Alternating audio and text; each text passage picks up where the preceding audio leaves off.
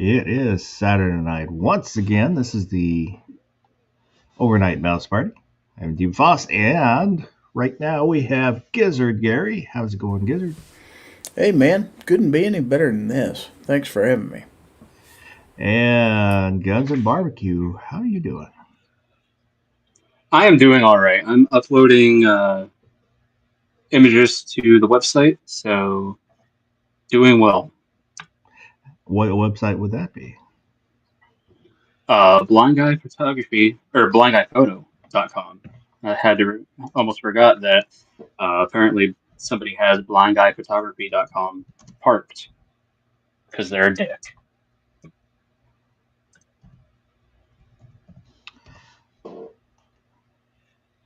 BlindGuyPhoto.com. So let me do that, and then I'll do this.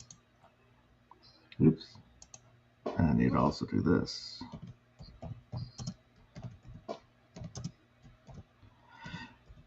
So the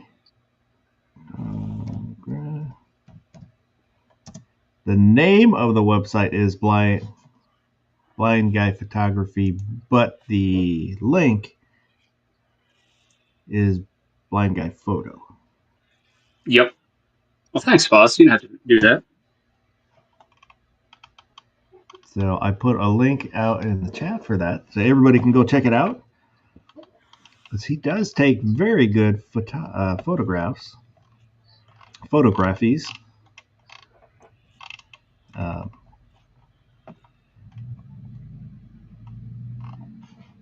Everybody go check out his site there. Let me get the banner going because I just remembered. Oops, no, I don't want to make a new banner. I'm going to open the banner. There we go. At the bottom of the screen is an email address on talktothefoss@gmail.com and a link for the Discord server. It's a happening cool spot to hang out, share pictures, memes, and stuff like that. And the email, you can send in comments, suggestions, or pictures within reason. You can even talk to Gizzard Gary on the Discords. It's true. I've done it. So let me get that back over there. I'm still a little groggy. So everything's going a little slow here. There we go. And there's a link for this week's poll pinned to the top of the chat. If you have not voted in the poll, head over there and we'll take a look at that in just a little bit. Excuse me. So the Ninth Circuit overturned California's one gun per month law. 3-judge panel was unanimous. It's a little surprising. I heard that. My question now is, will it go on bonk? And if so, what will happen then? It most definitely is going to go on bonk. I'm very interested to see what happens when it goes on bonk, though, because from what I understand, two of the judges were Trump appointees, and one judge was a Biden appointee. So it's not like they had, a stacked court against them. They had a judge in their favor, technically. And, this was still a unanimous ruling. So it would be very interesting to see what happens when this goes on bonk. Because there's not a snowball's chance in hell that California is going to just roll over and die on this one. I would expect it to go on bonk. I'm just not sure what'll happen because I was surprised with the unanimous vote for the 3-judge.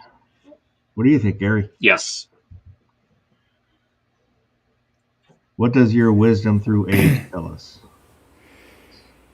Oh, the Ghost en banc, I don't know. It's kind of a crapshoot,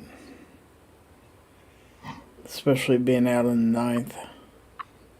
I'd like to, I'd like to be positive about it, but it's hard to be, if you know what I mean. Yeah. So I don't know. But for now, that's good news. Has there been any other news? You've got the big beautiful bill that the Senate put the Short Act back in. So they're looking to, at minimum, remove the tax, and or take it off the NFA. Well, it would, the way it sits, I believe it would still need a background check, but it's not. You don't need the tax. You don't have to do all the stuff that comes with it being regulated the way it is right now. So on SBRs, I understand background checks still. I don't agree with background checks, but I understand why there's still the background check because it's a firearm. Do not agree with the background check on suppressors though because it's an accessory. I realize that this is still a victory nonetheless. I'm always preaching, take the small baby step that we are getting here. I always use the example with Texas and their constitutional carry and 18 to 20-year-olds having to eat it and, fight that one out in court later. So, like, I get it, but, just saying, like, the idea that you're still going to have to go through a background check for suppressor, like, that kind of blows. I think if I recall correctly, it's because of the bill that it's in. They can't take it off. With this bill, they can't remove it from the NFA, but they can remove the tax because it's a spending bill. I think that's why it's being done that way. That's what I figured it was. Now, here's another thing. I don't know if either of you caught Roll Call's live that he randomly did. I was going to bring up some of that here. The other day. I didn't watch. I only caught a little bit because I was at work. I happened to see him while I was on break, so I watched a little bit. And he brought up a really good point and something to think about. With all the pork and deficit crushing, the big beautiful bill will add to the deficit greatly. So is it?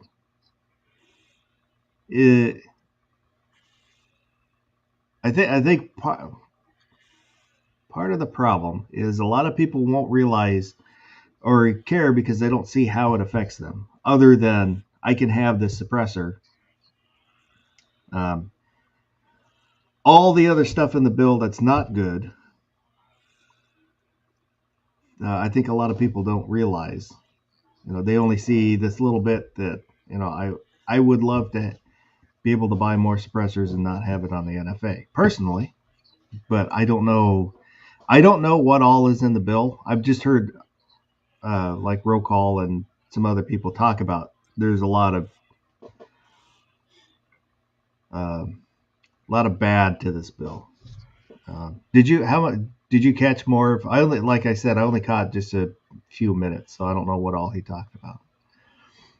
So there's a lot of stuff in this bill, from what I understand. If you go off of what roll call said, um, if you go off what roll call said, he has no job right now, so he's had a lot of free time and has done a lot of parsing through this bill. And he said there's a lot of egregious stuff in it. And I actually said uh, a while back in one of Gary's chats when we had talked about this bill and we were doing, closing plugs, all that. I had told people like, hey, contact your representatives, all that. Tell them, hey, how you feel about this bill. I was like, but don't just tell them to vote on this because, the HPA is in it. I was like, know what's in it before. I was like, because there could be some really nasty stuff in it. And just because, we're going to get suppressors doesn't make it a good bill. So, like, so first off, it's supposed to be adding $3 trillion to the national deficit, which is just bonkers. So, with all the stuff with Elon and Doge and, all this money that they're supposed to be saving, they're sending it right back out. They're supposed to be apparently taking public lands and literally just giving it away to be developed into, as Rocall put it, into housing developments and ghettos. Which my question is who exactly is getting that land and who's getting the contracts to develop it and run those housing projects in the whole 9 yards. I'd like to see where that money's changing hands, and that raises a lot of questions in itself.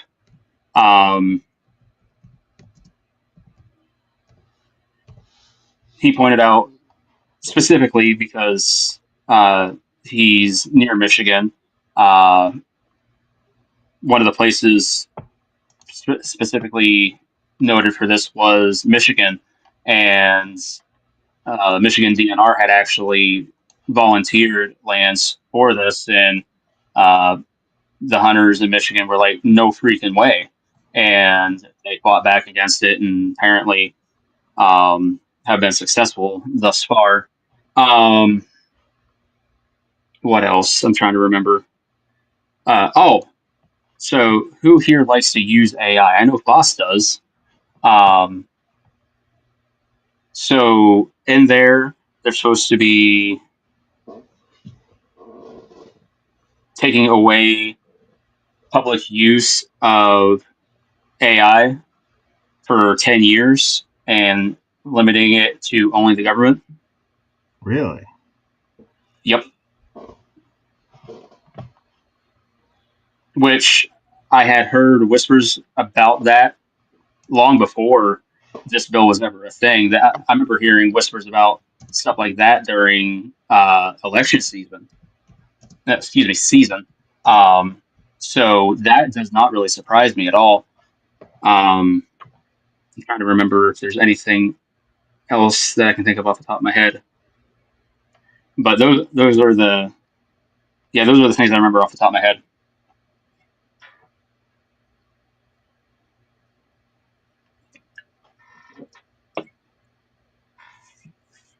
Well, looking at the Googles, let me see. The one big beautiful bill could block AI regulations for 10 years. Trump-backed provision in Congress sweeping bill would block states from regulating AI for a decade unless they give up broadband funds. This is an article from Poynter, Poynter. I don't know who they are. They says Pointer, 50 years, journalism, truth, democracy. That's not a good sign that they're saying democracy, because we're not a democracy. Right. US. But this is a democracy. But it's not. Yes, it is.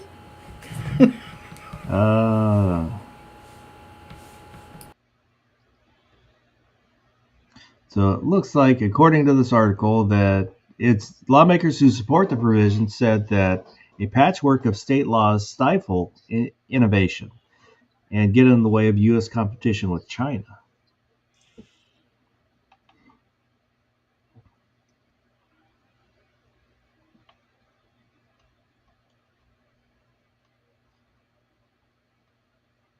So I'm not sure.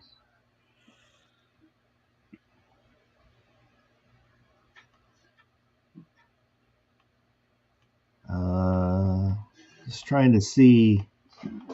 There's G-Web. Mr. G-Webs, good evening. Good evening.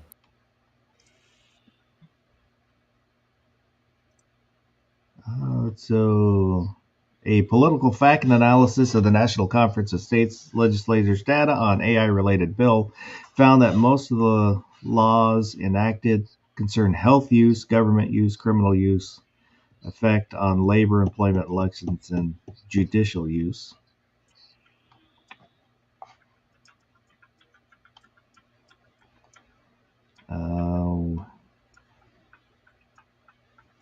The 10-year scope of the moratorium would prevent states from addressing emergent harms that we're not even aware of yet.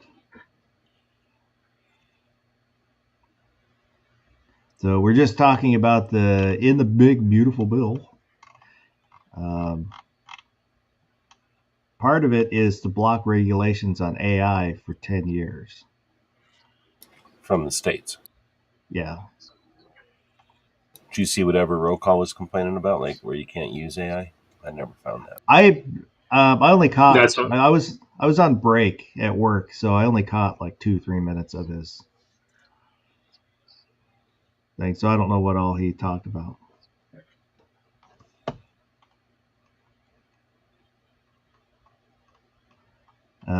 Because we were kind of talking about the big beautiful bill, and kind of the good of it is addressing suppressors, short barrel rifles, and all that section. But is it worth having that if there's a lot of bad that comes with it in that bill? Is it worth passing that bill if there's a lot of other trash in that bill? I remember a couple other things that he mentioned. Apparently, a severe reduction in Medicare and Medicaid. I don't remember 100% if he said Medicaid. I don't see what, because Medicaid's state run, but definitely Medicare. And I believe he said Social Security was going to be affected in this bill, but I don't know exactly how. So,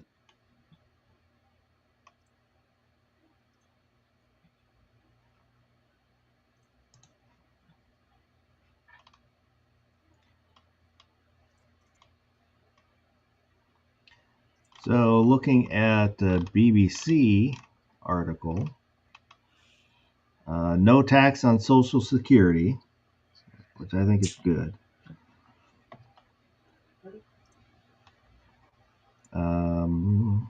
The deduction.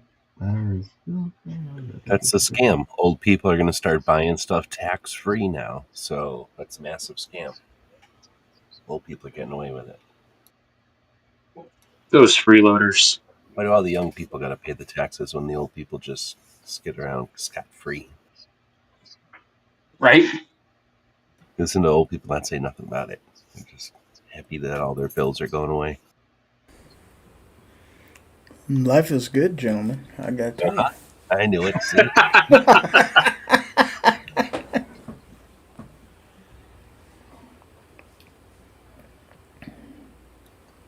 don't know. You go to Gemini, the Google AIs, you only have to pay for it, and then just search for something on Google, and then it'll go blah blah blah. Do you want to have Gemini help you or whatever? And then you can ask it about the big beautiful bill.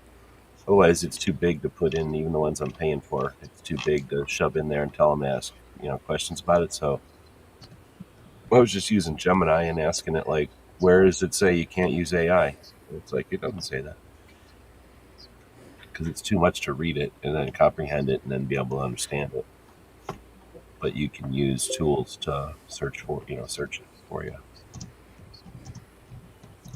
assuming the tools are right. Well, let's ask it, what's in the big beautiful bill?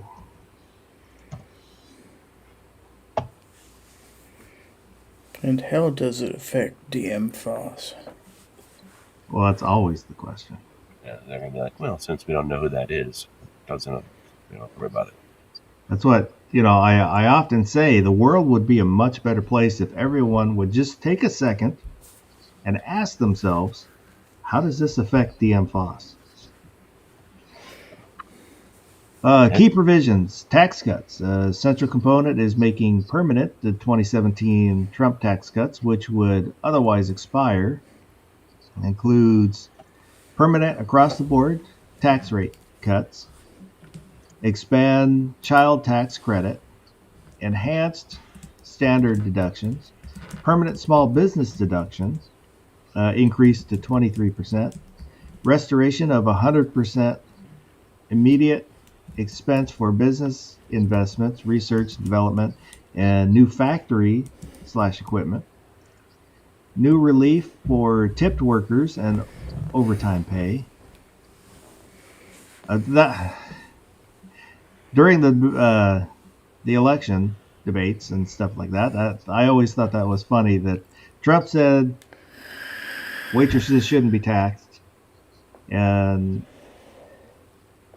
then Kamala Harris said she doesn't think waitresses should be taxed, and then Trump said, well, your administration has been in charge for 4 years. Why didn't you do anything about it then? Increased death tax exemption for family-owned farms, changes to tax treatment for university endowments and large nonprofits, which doesn't really explain what that is. But repeal of certain Biden-era tax and green energy tax credits for electric vehicles and clean energy products. Did you read like somebody's summary, or did you get a summary from a robot right now? This is the Gemini summary. Okay. Medicaid changes. This is one of the most controversial aspects. The bill proposes significant changes to Medicaid, including work requirements, new requirements for able-bodied adults under 65 who are not caretakers or parents to work, take classes, or perform community service for 80 hours per month. Oh my God, that's horrible. Coverage reduction estimate suggests millions fewer. It's kind of just an awkward sentence. Millions fewer people would have health coverage, primarily due to these new work requirements and changes to eligibility. Immigrant coverage. Penalize states that fund health insurance for immigrants without confirmed immigration status, potentially leading to a loss of coverage for these individuals. Program integrity measures to strengthen the integrity of Medicaid programs, such as preventing individuals from using coverage in multiple states and banning certain pharmacy benefit managers practices like spread pricing, which I don't know what that is.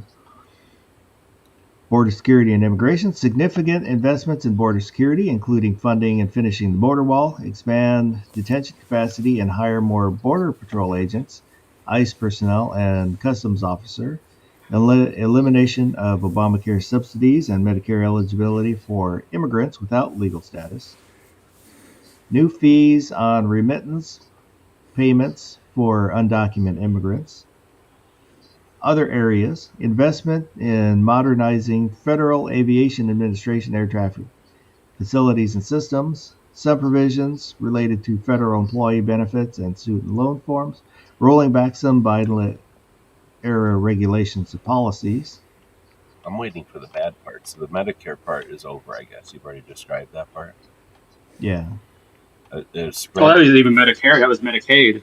Spread pricing is when they charge when what do you call it? When I'm trying to say the insurance company, when they charge different for somebody who has insurance versus somebody who doesn't have insurance. They said. So when they can charge more for when they get reimbursed, that's spread. And then that lack of transparency, it says, leads to higher costs for consumers and taxpayers. And then at the end, it says goals and impacts. Supporters argue the bill will jumpstart the economy, create jobs, increase wages, and restore fiscal sanity. They highlight the tax cuts as a boost for business and families and Medicaid reforms as a way to strengthen the program and reduce wasteful spending. Critics, primarily Democrats, denounced the bill as an assault on the health care of the American people and warned that it will lead to millions losing health coverage and could harm the economy by cutting clean energy investments. The nonpartisan Congressional Budget Office has estimated the bill would add trillions to the national debt while reducing the number of insured Americans. It is important to note that the bill is a complex piece of legislation with many provisions, and its ultimate impact is subject to the ongoing debate and analysis.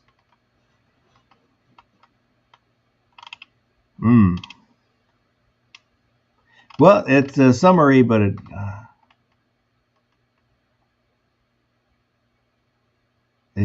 doesn't tell me what I kind of want to know. I'm still waiting for the really bad, horrible parts of it, except for the part where it's the government spending a bunch of money, which, like, where is the world where the government doesn't spend a bunch of money, where they're fiscally responsible? I mean, it certainly isn't with the Kamala winning, and nobody is considered a third party yet, and we'd have to have a third party that's libertarian, because some third parties would, like the clean or the green or whatever. I'm sure I've never heard them being fiscally responsible as part of their thing. They're just worried about what we're using to fuel things. So I just don't know where we would be comparing this to a situation where the bill would be, let's take some real hard hitting cuts.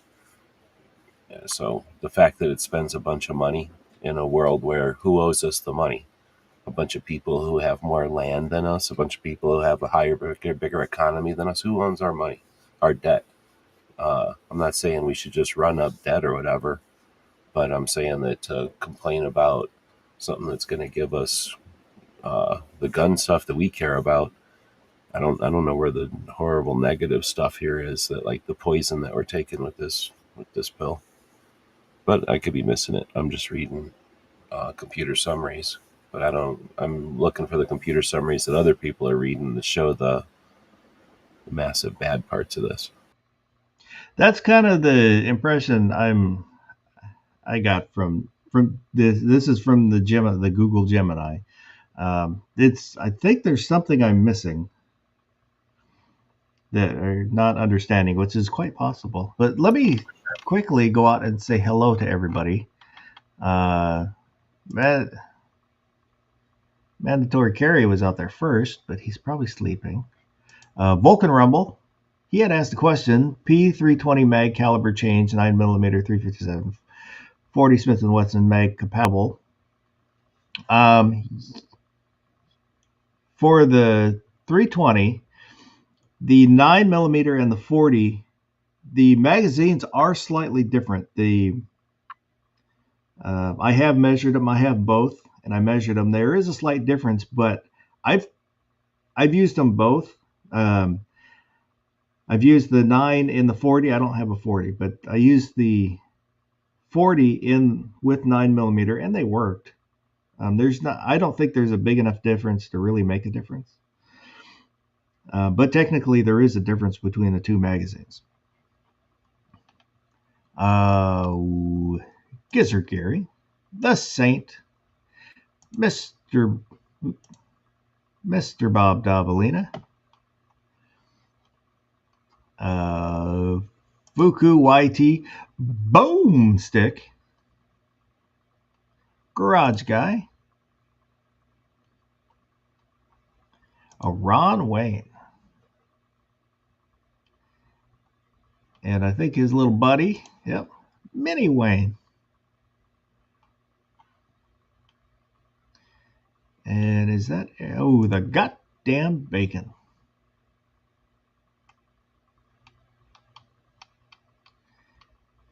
And Woods.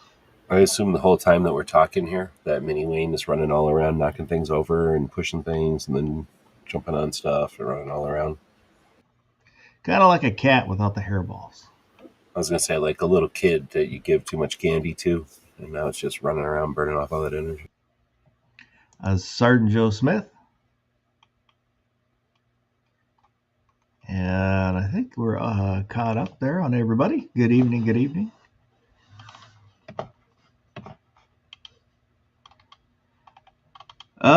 So reading this summary, I don't know how it adds the trillions. Well, by doing a bunch of shit government does. I mean, that's what I'm saying. It's not like there's a government bill that I've seen ever that said, hey, let's cut back and not spend money. Let's save a bunch of money. That hasn't been since Clinton, allegedly.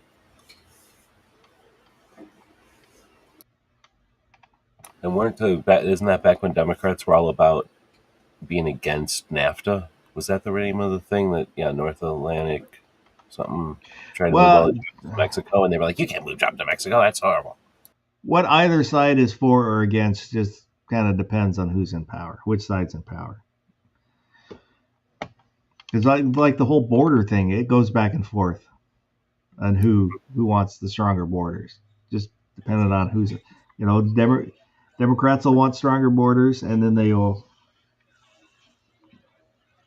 well, I thought it was only one time that they wanted stronger borders, and then they flipped. But I don't think it goes back and forth like every couple of years. Like it has gone back and forth, but I'm not aware of it going back and forth and back and forth and back and forth. I think the way it's adding to the national deficit is with the tax cuts, because then that's money that's not coming in. Yeah, probably. See, that, like that, if that's the way it is, then yes, cut spending. Because that'll happen in Washington, where there'll be like a tax cut, and the Democrats will say, well, we're losing this much money. Well, no, you're not losing that money. That money isn't yours. That's the people's money that you're taking from them. You're just not getting that money. You're not losing it. It's not, that just means you need to cut your spending. Is how I look at it. Says, I asked the Gemini, how does the BBB add trillions to the debt? And it says the BBB plan is estimated to add $2.4 trillion to the national debt over 10 years due to significant spending increases that exceed revenue offsets. This includes extending tax cuts and funding various programs without fully covering the costs through new revenue, leading to higher deficits. So according to this robot, just like Barbecue said, it comes from extending tax cuts. So basically, by saying the government isn't taking a bunch of money from people anymore, now it needs to still pay its debts, but it doesn't have this income source. Oh no. I think the plan though is that then you shift the economy so that other things become the income source, right? And then you don't need to burden, like tariffs or whatever. You don't need to burden the taxpayer with it. But the robots aren't trying to put a political spin on it, as far as I can tell. They're just trying to answer the question. So, the person who's reporting this is the one with the political spin on it.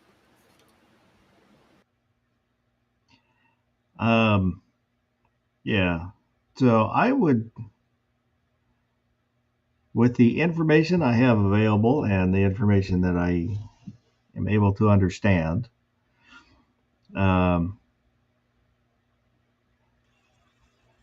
I see it as not so much actually adding to the deficit. It's just they're not cutting enough to account for the tax cut.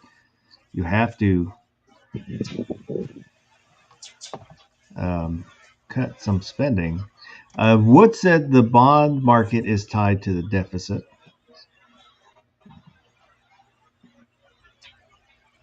Which I used to be a fan of buying bonds until they kept lowering the rates to where it wasn't really worth it.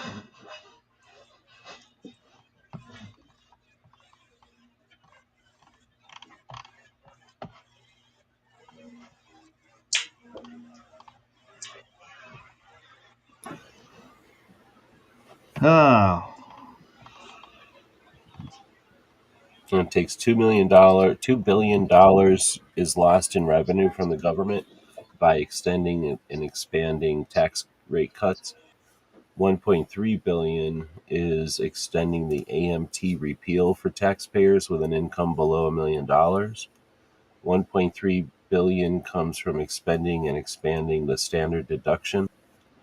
And then they're going to make 1.8 billion, so like they're getting 1.8 billion in back from repealing dependent exemptions. And then, so that offsets, you could say that offsets one of those other things, kind of. Anyway, I have a chart here from a place called the Committee for a Responsible Federal Budget. I don't know if it's biased or not, but they try to break down the different parts of this massive bill and how much the parts add to the bet, I guess you could say. But the biggest piece by far, according to this, which may or may not be biased, is the tax cuts, like Barbecue said. So a big giant chunk of this debit, of the 2 point something of the 3 to 5, depending on who you listen to, is tax cuts. And when you're looking at a budget and you're saying, okay, what are we going to spend money on and not spend money on? That's different than, and what else are we doing in the world? Because, you change, I don't know, who's making steel in the world, and all of a sudden we're making steel money again. And I'm just throwing something out there. I have no idea if we're making steel money again, but I'm saying, like, that's stuff that influences the economy that has nothing to do with the budget. So it's looking at just the budget and saying we're going to add $3 trillion to the thing is like assuming that we're also not going to do anything else. We're just going to stand there motionless while we let the budget happen. And the budget is just one of many moving parts in the economy. So I'm not still at a point where I'm going to start saying, let's give up the SHORT Act and the Hearing Protection Act because of budget or some shit. Like, nah, we're not dealing with financially responsible politicians who get to clutch their pearls and act like they've never done anything wrong financially at the federal level. I don't see a bunch of pork. None of these computer simulations or summaries say it's full of Republican pork, like it's all factories being made in Republican cities or something, like, unless they're all programmed to not tell us something, which I don't think. I don't think this is a bill that adds $2 trillion in pork hidden in the corners or anything. I think they just cut a bunch of taxes, and people are pissed about that because they think the government is entitled to everybody's fucking taxes. I'm not saying that to Woods, but I'm saying to the Democrats who are going to. Well, that from the way I had heard it put, not just roll call, but that's kind of what I thought, that there was a lot more spending put in, which this is the summary that I read is just the AI evil robot. So, I don't know what all exactly is in there, but based on this summary, it's not so much that there's pork added in, it's just that they're losing the tax, which I'm okay with. Yeah, or an informal poll of just us in here, unless you want to do it as a formal poll. Do you feel like when the government quits bothering people to take a bunch of income tax, do you think that's gonna? I don't know if that's trickle down, but I mean, when I hear that, I think of a bunch of people who are going to go spend money because I don't know anybody that goes, "Oh, I don't have to pay taxes. Let me just save that money." You know what I mean? Everybody who doesn't have to pay a bunch of taxes or get some kind of refund immediately just thinks of that as money to spend, and that fills the economy with money. So I see this: if you're going to cut tax rates, then that just turns into people spending more money. I might be simplifying it, but that's how I see that.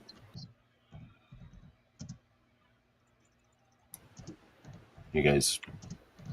Well, I'm gonna make a poll because I always forget that I can do the poll through the YouTube studio.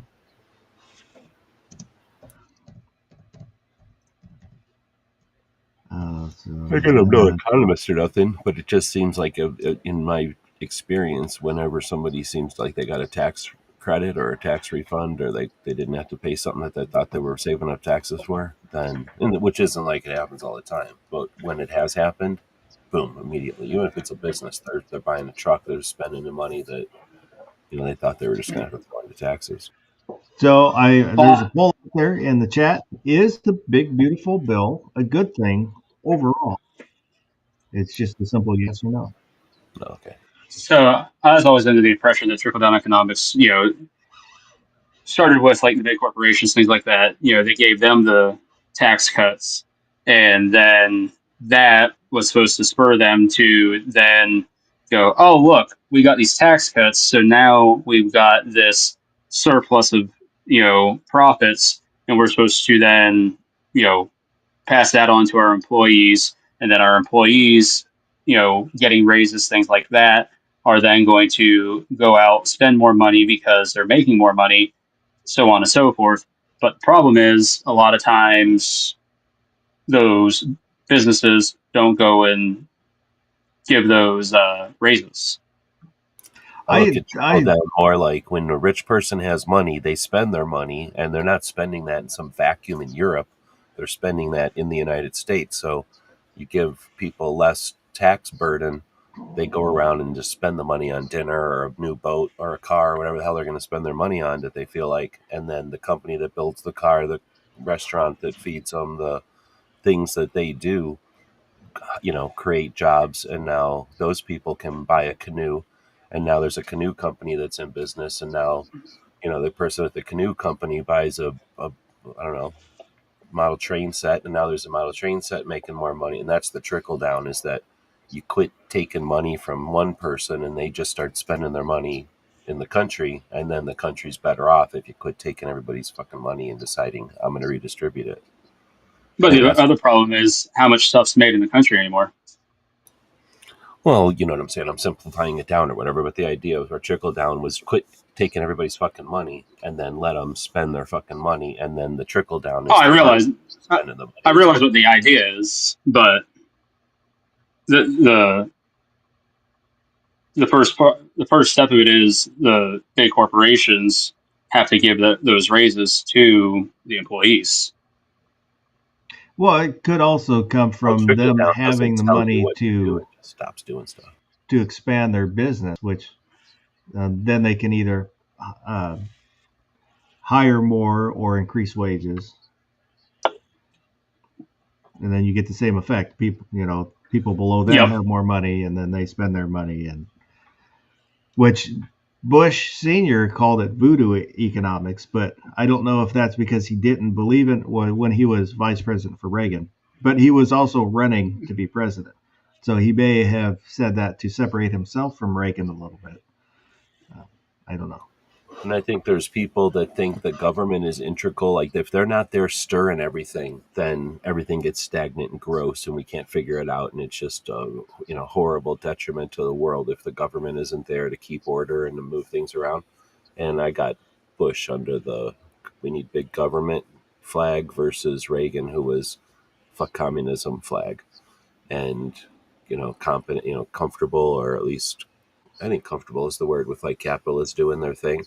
There's a bunch of people that can't handle capitalists doing their thing. So, I don't know, these are like far left big state fuckers who can't handle even the notion that people can do shit without a government interference.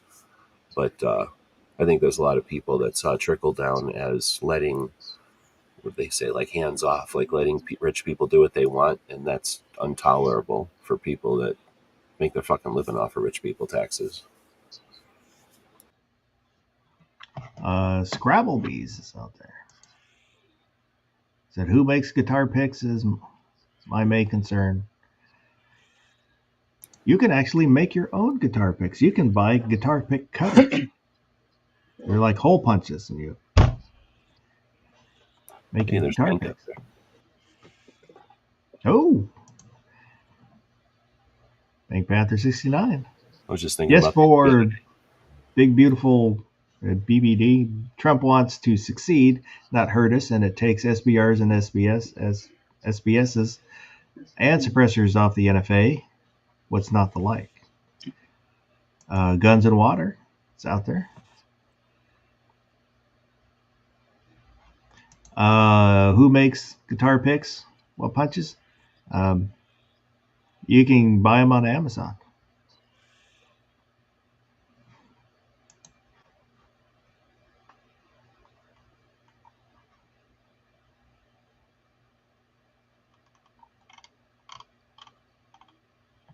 Yep. There's a whole bunch of them. They're about $20, $20 to $30. It looks like they kind of look like a stapler. But yeah, I imagine then you can go up to whatever kind of plastic you feel like works. Smash a couple of picks out of it. Scrabblebee says, oops, I use pennies. I have played using nickels before because I couldn't find my picks. Justin Grimm is out there. Good evening.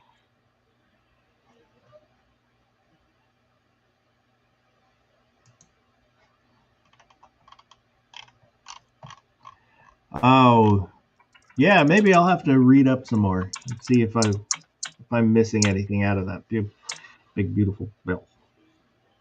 I'm kind of interested because one of the things that RuPaul mentioned was that they're supposedly giving away public lands, and Gemini never mentioned that.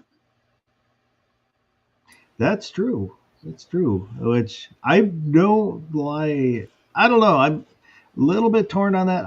On the face of it, I don't like the idea of that. But there's a lot of. Let me show. I actually called up while we were talking earlier.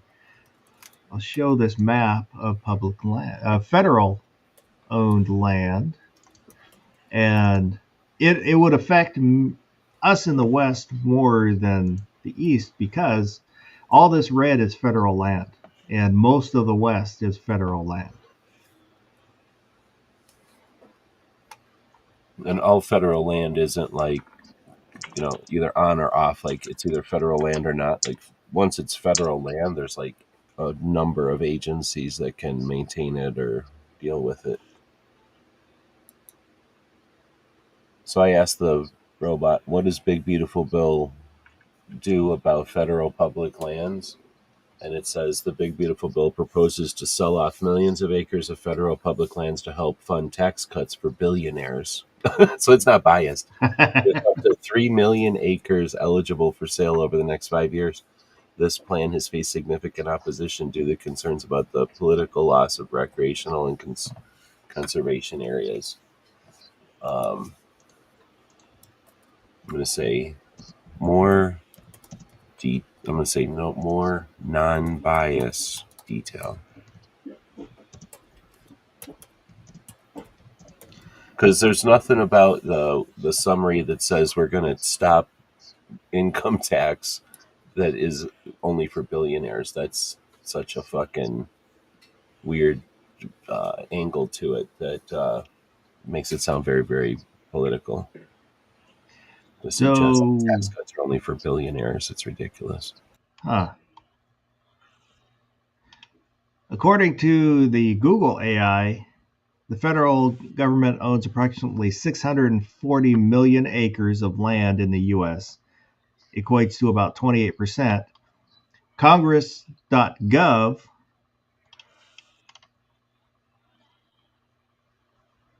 Yep. It says also 640 million acres, about 28% of the 2.27 billion acres of land in the U.S.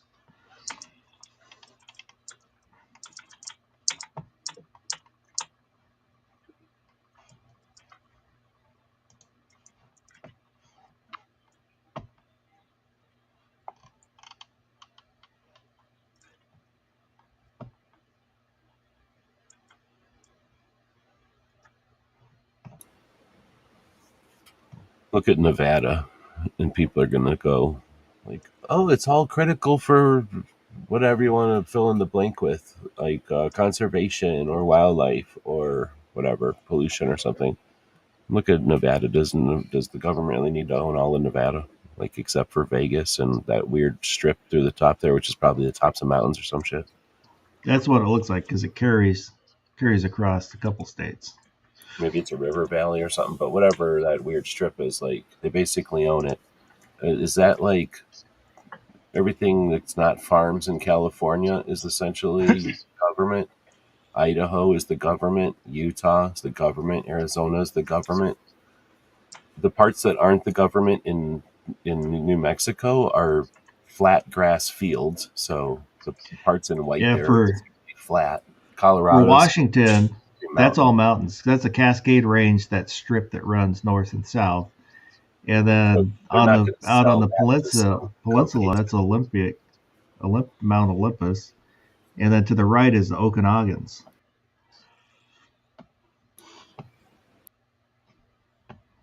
They've taken the high ground.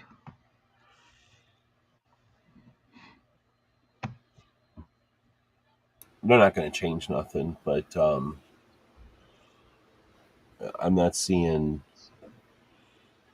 a very biased summary as far as for whatever reason, as far as the federal public lands thing. All I'm getting is a very biased summary. So that just telling me that no one has done an unbiased summary that the robots can find to read from or reference.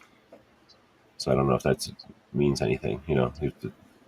There's not a group of people who are at a level where they've written a bunch of pro BBB environment stuff. I don't know if that means that it has to be bad or we haven't seen the good side of it presented.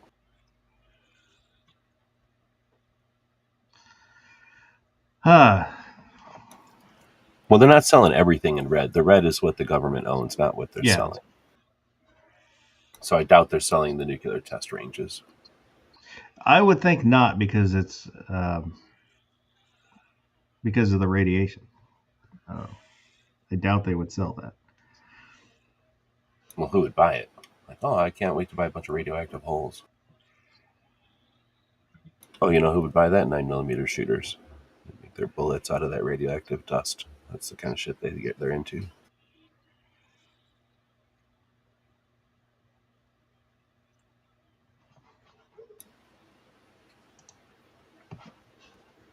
How does the big beautiful bill affect brackets? The big beautiful bracket bill. Brackets every week because there's a tax break on brackets.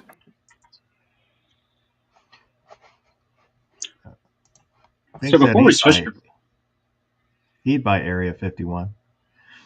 He'd turn it into a racetrack. He'd be racing all around and driving all around there. Guns and Water said that too. Before we switch to brackets, I don't understand why people are so worried about the Medicaid stuff. It's at least for people of retiree age. Because those people are living large off of our tax dollars, barbecue. I'm sick of them always enjoying their retirement based on the fact that they spent money their whole life. Well, the thing is, they're already getting Medicare at that point. Where do they get off enjoying their retirement? No, I'm just going off of the summary, the Google AI summary, the Gemini summary. It doesn't affect, like, the work requirement is for people under 65. Yes. Either be taking classes or working. And then, like, the health stuff just removes the illegal aliens off the medical.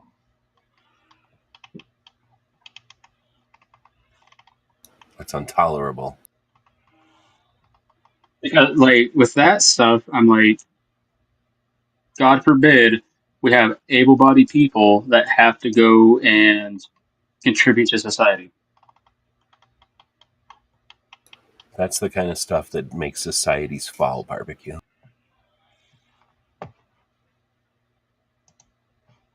Speaking heresy. Late stage capitalism. Oh, do we want to do a bracket? What about the poll? Thank you. I forgot the poll. Let me see how the poll shook out. Big, beautiful poll. The BBP. Mm-hmm. We'll end the poll there. There's a lot of controversy about the BBP this week. And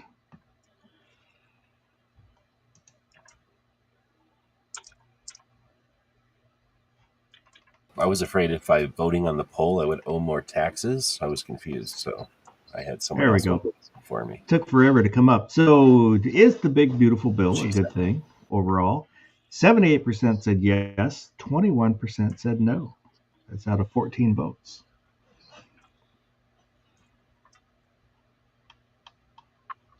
Thank you. Goddamn bacon reminded me of the weekly poll. I forgot about that too. Wow. Now I gotta find it. That's not it. There it is. About all right. Sides for hamburgers or something. That's actually might be a poll. I was thinking about that today. But it was, when you make a mistake, do you own up to it? Yes, it's best to be upfront and deal with consequences. It depends on how big the mistake is.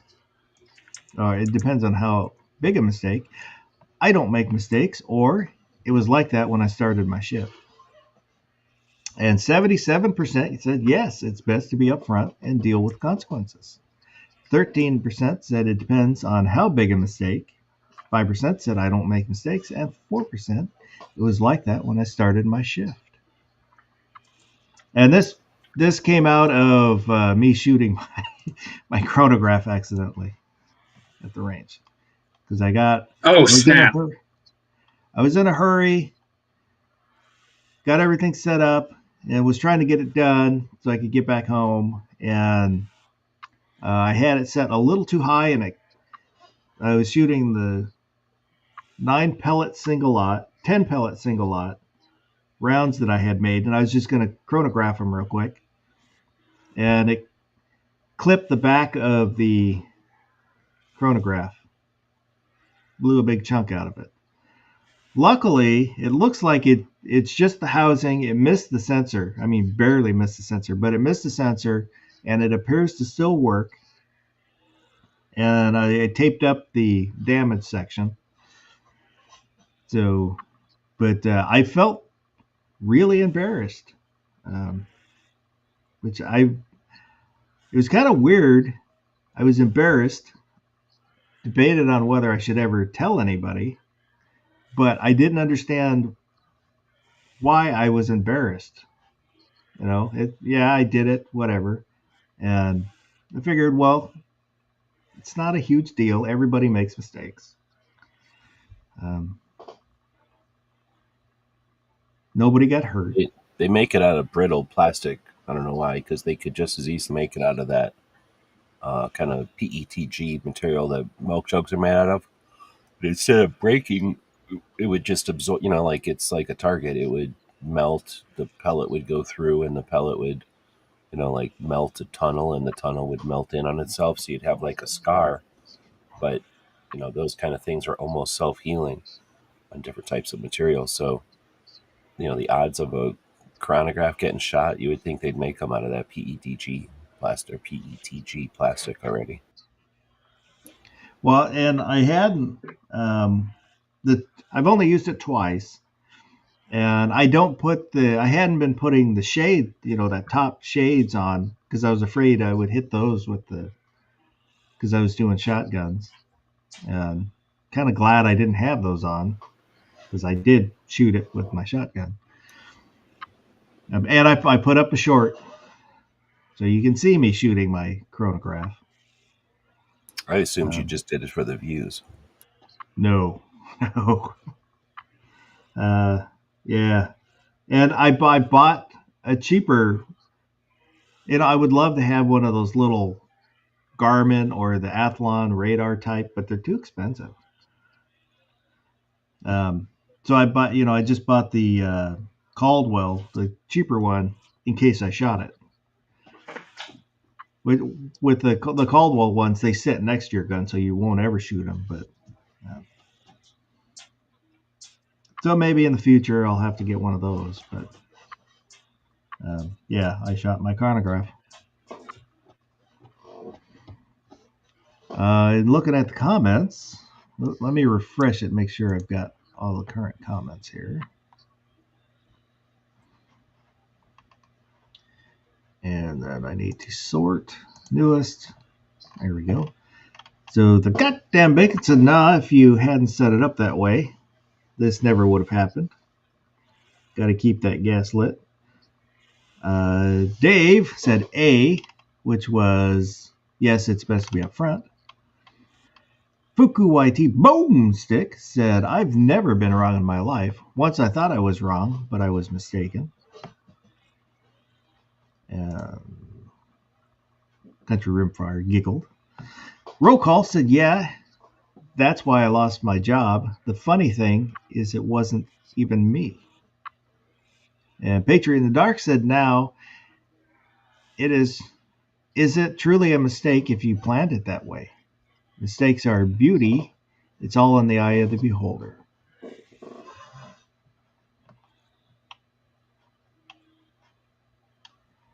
Oh, so thank you to everybody that voted in the poll. We had 194 votes. So it's always nice. The more votes, the better. I also have never made a mistake, so I didn't feel comfortable participating in the poll. Well, that's fine.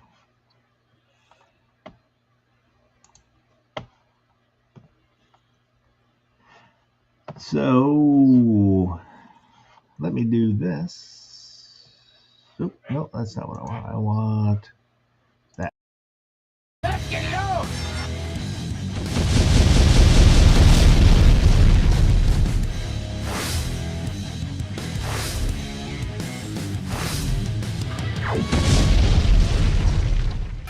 Been told that if you did an explosion-free intro to the brackets, that you could save a lot of greenhouse gases.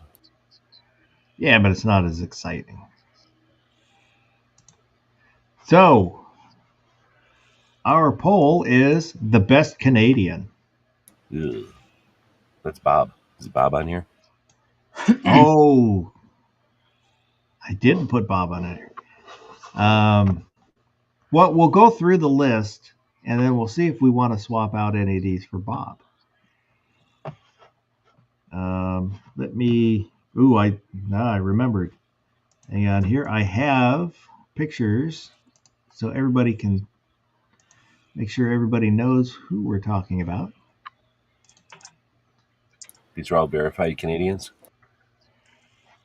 Well, the criteria was just they had to be born in Canada. They don't have to have their current status is irrelevant. As long as they were born in Canada, we consider them Canadian. So we've got Alex Trebek. Who is Alex Trebek? Dan Aykroyd. Gordon Lightfoot, Wayne Gretzky, Jim Carrey, Keanu Reeves, Kiefer Sutherland, Kim Cattrall, Lauren Green, the only Colonel Adama, Mike Myers, Monty Hall, Pamela Anderson, Ryan Reynolds, William Shatner, Tommy Chong, Yvonne DiCarlo,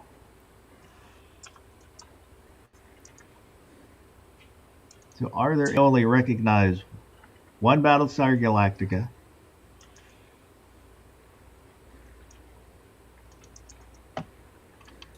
I watched this movie about Pegasus from the olden days, from like the 70s. You seen that one? Where their old school Battlestar Galactica is minding their business in space, about to get their ass whooped, and then Pegasus comes out of nowhere, and then they fight with Pegasus for like an hour, and then I won't ruin the end, but have you seen that one? It's like a movie, I guess. I don't know if I've seen that. I've seen the episode where they fight with them. Yeah, it's a lot of one of the. It's like one of the things where it's a lot of stolen footage from the episode that they reused in the special, but it was a special like years later. I just saw it the other day. I think it was on YouTube.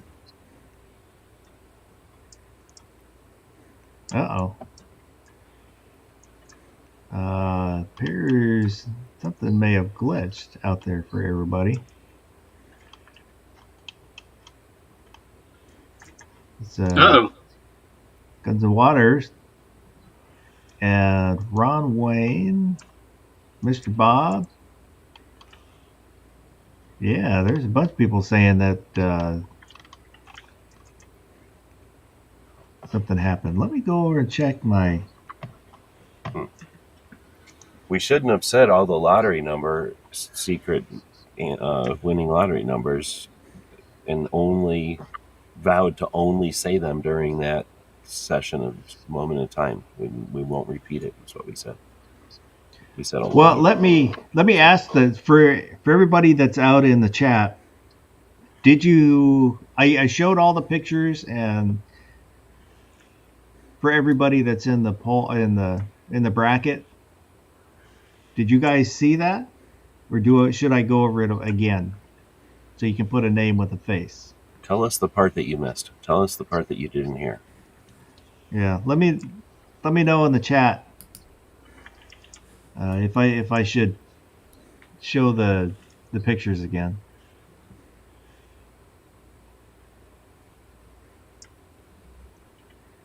Does George eat cheese? Like a dog, you can bribe with cheese. Can you bribe a cat with cheese? Could when he was a kitten. Can't now. He won't touch it. When he was a kitten, he would. Something happened about the time he was 1 year old. He won't eat table food much anymore at all. Oh, not just cheese, like all food. I think that's how cats are, though, right? Like, other than if I have a bowl of cereal, he is waiting there for me to set the bowl down on the floor so he can lick out the leftover drop or two of milk that's down at the bottom of it. Which is weird, but...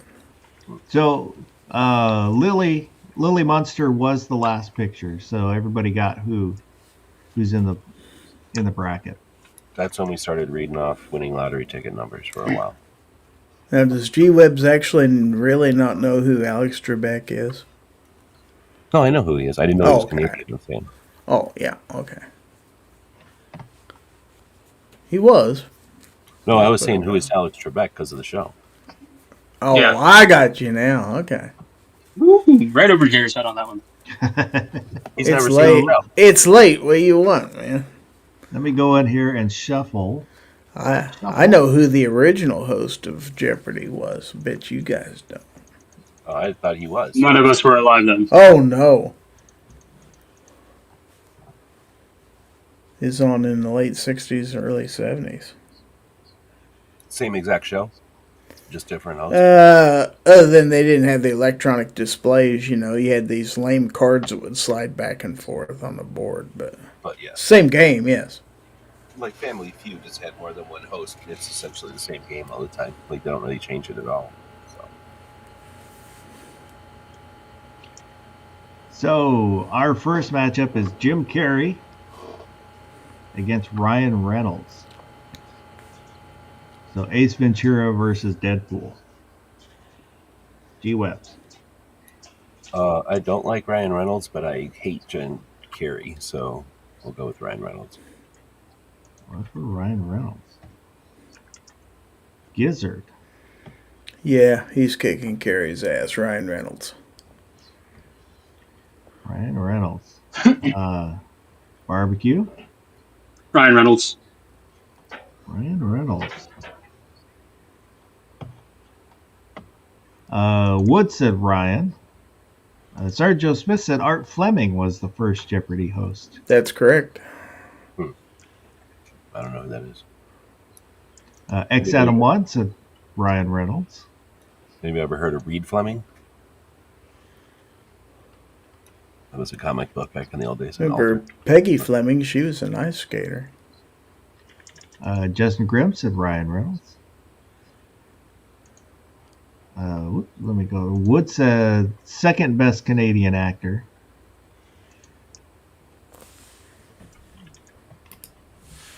Ronald Wayne said John Candy.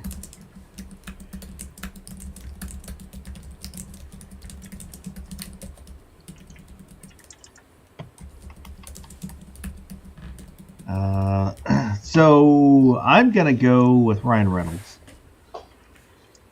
Ouch. Carey didn't get one vote. I kind of liked him for a while, and I got tired of him. He's definitely one of them people can only do one thing. But I got tired of him at like that TV show with a duck back in the olden days. Like the first TV show that I remember ever seeing him on. I was like, I never want to see this guy again. And sure enough, he's been in like a zillion movies since then.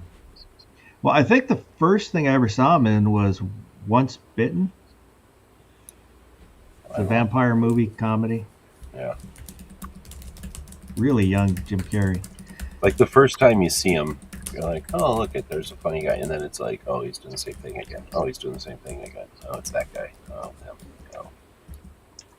So now we've got Kim Cattrall versus Monty Hall. Gee whiz. Kim Cattrall, I guess. This is where I would fill in Bob. I would put Bob instead of Monty Hall and then still vote for Kim Cattrall. Yes, sir. Well, let's make a deal here. Let's go with Monty Hall. Monty Hall. Barbecue. Cattrall.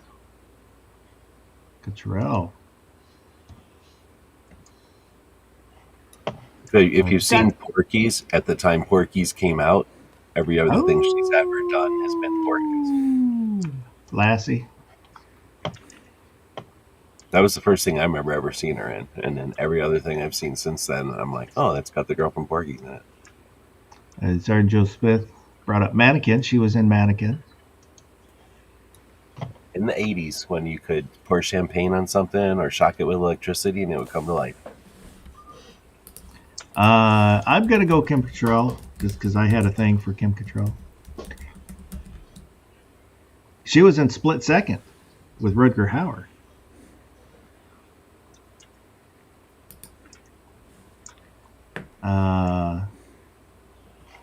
Mr. Bob said Monty.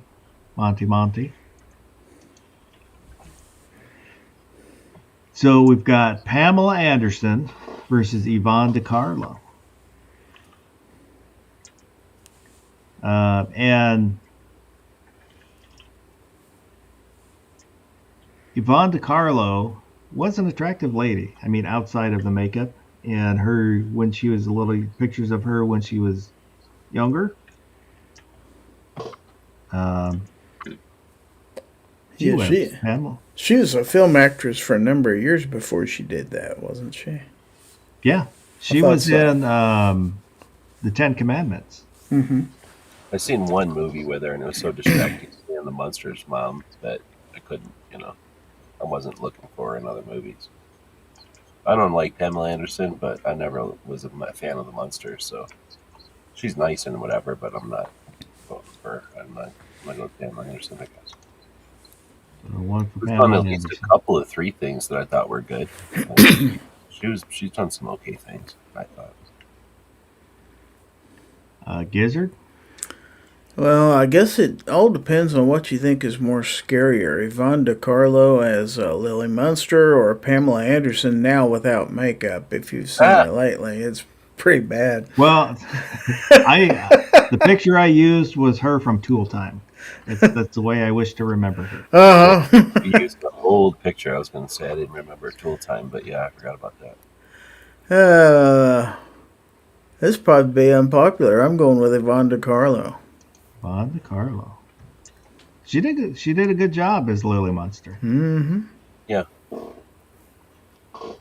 Barbecue. Lily Munster. Like if you Really? did a poll or a bracket of like TV moms, I could see Ooh, that's not a bad idea. becoming. I'm sorry. Actually, hang on. Let me put it on the board. Are you going to call it MILFs or moms? Anything good. anything that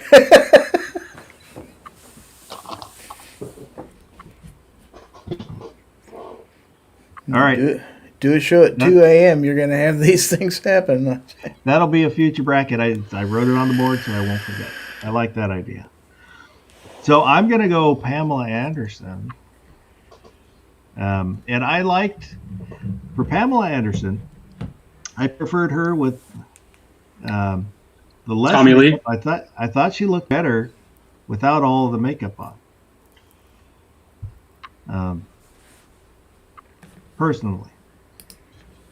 But so that means it's a tie, so it has to go out to the chat to break the tie. So we need some votes out there. I know there were. So Ron Wayne said DiCarlo. Wood said Pamela. Oh, I forgot about McClintock. Is that the one she was in? Yeah, she was the. No, was it McClintock? Mr. Bob said Yvonne. Guns and Water said she had 2 large bodies. So looks like Yvonne might be moving on. So, yeah, Justin Grimm said DiCarlo. So I think we're gonna give it to Yvonne DiCarlo. Call it for her. So Lily Munster moves on. So now we've got Gordon Lightfoot versus Keanu Reeves. Gee whiz. One song versus a whole bunch of movies that are good. So I'm going to go with Keanu Reeves. Oh, he had more than one good song. He had several good songs. Gary. I only know one, I guess. Well, I have to go for Gordon Lightfoot. Gordon Lightfoot. Barbecue. Keanu Reeves. Keanu Reeves. Quicksand. So we've got Wood said Keanu. Sergeant Joe Smith said Reeves. Wood said the best Canadian actor. Ron Wayne said Reeves. I'm going to go Gordon Lightfoot. But looks like Reeves is going to move on because the chat has spoken. Mr. Bob said Reeves. Bill and Ted's Excellent Adventure.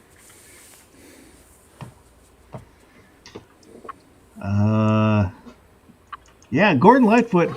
I confuse him with another singer which I liked because I thought Gordon Lightfoot died. Gordon Lightfoot is dead. Has Well, been for some time. yeah, but I thought he died in the late 70s, early 80s. Oh no, not Yeah, that he lived long until ago. like 98. Yeah. And I don't know who I confused him with. What a Gordon Lightfoot is like Wreck of the Edmund Fitzgerald. yeah, which I really like that song. If You Could Read My Mind, Carefree Yeah. Highway, Sundown. Okay. Interesting fact: Sundown is about the lady who gave John Belushi the drugs that killed him. I heard It that. it wasn't about that incident, but she had dated a few famous people. Sundown was about her. There was another song about her too. I don't remember. Can't think of which one it was.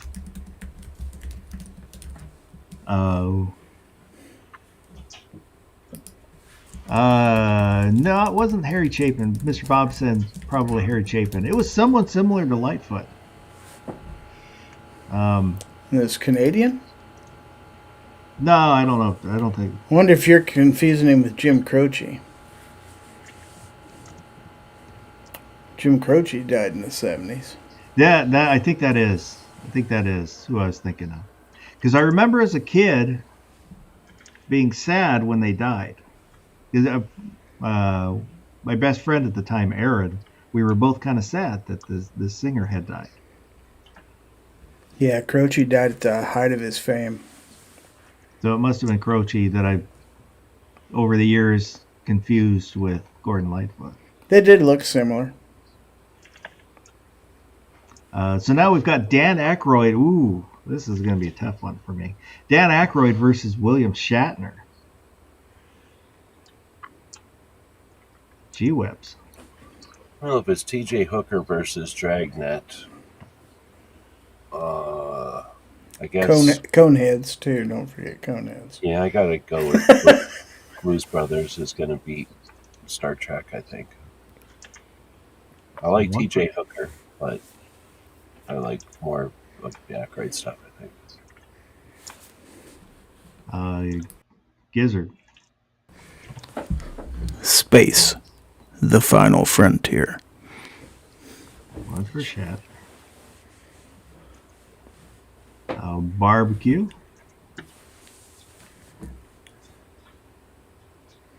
Aykroyd. Aykroyd. So Woods said Shatner. Ron Wayne, Shatner. Sergeant Joe Smith for Aykroyd. Justin Grimm for Aykroyd. Mr. Bob said, who can't forget Shatner's stirring rendition of Rocket Man? I heard an interview with him. Somebody had asked him about that, his performance of Rocket Man, and he said he had been hit in the head and was loopy.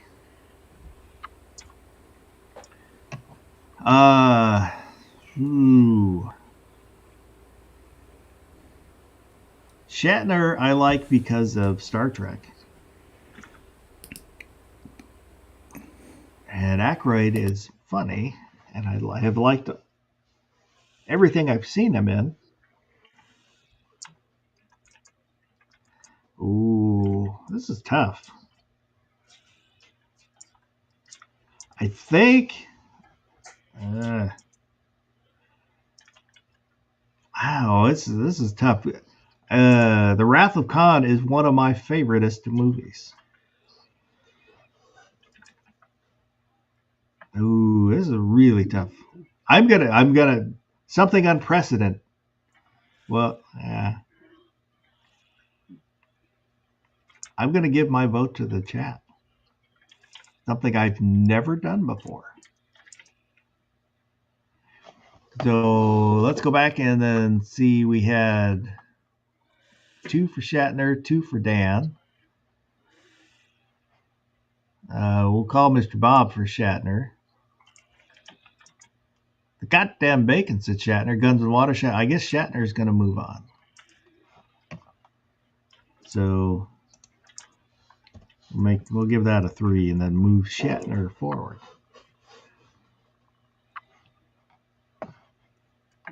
Oh, now Guns N' Water is saying Dan, but the voting has closed. So Shatner's going to move on. So Mike Myers versus Alex Trebek. G-Webs. Ugh. I'm not a fan of either one. I guess Mike Myers, I guess. Mike Myers. Gizzard.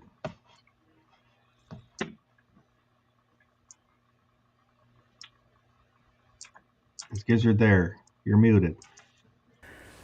Just from the aspect of the Austin Powers movies alone, which I hated, by the way, I'm going with Trebek on this one. Trebek.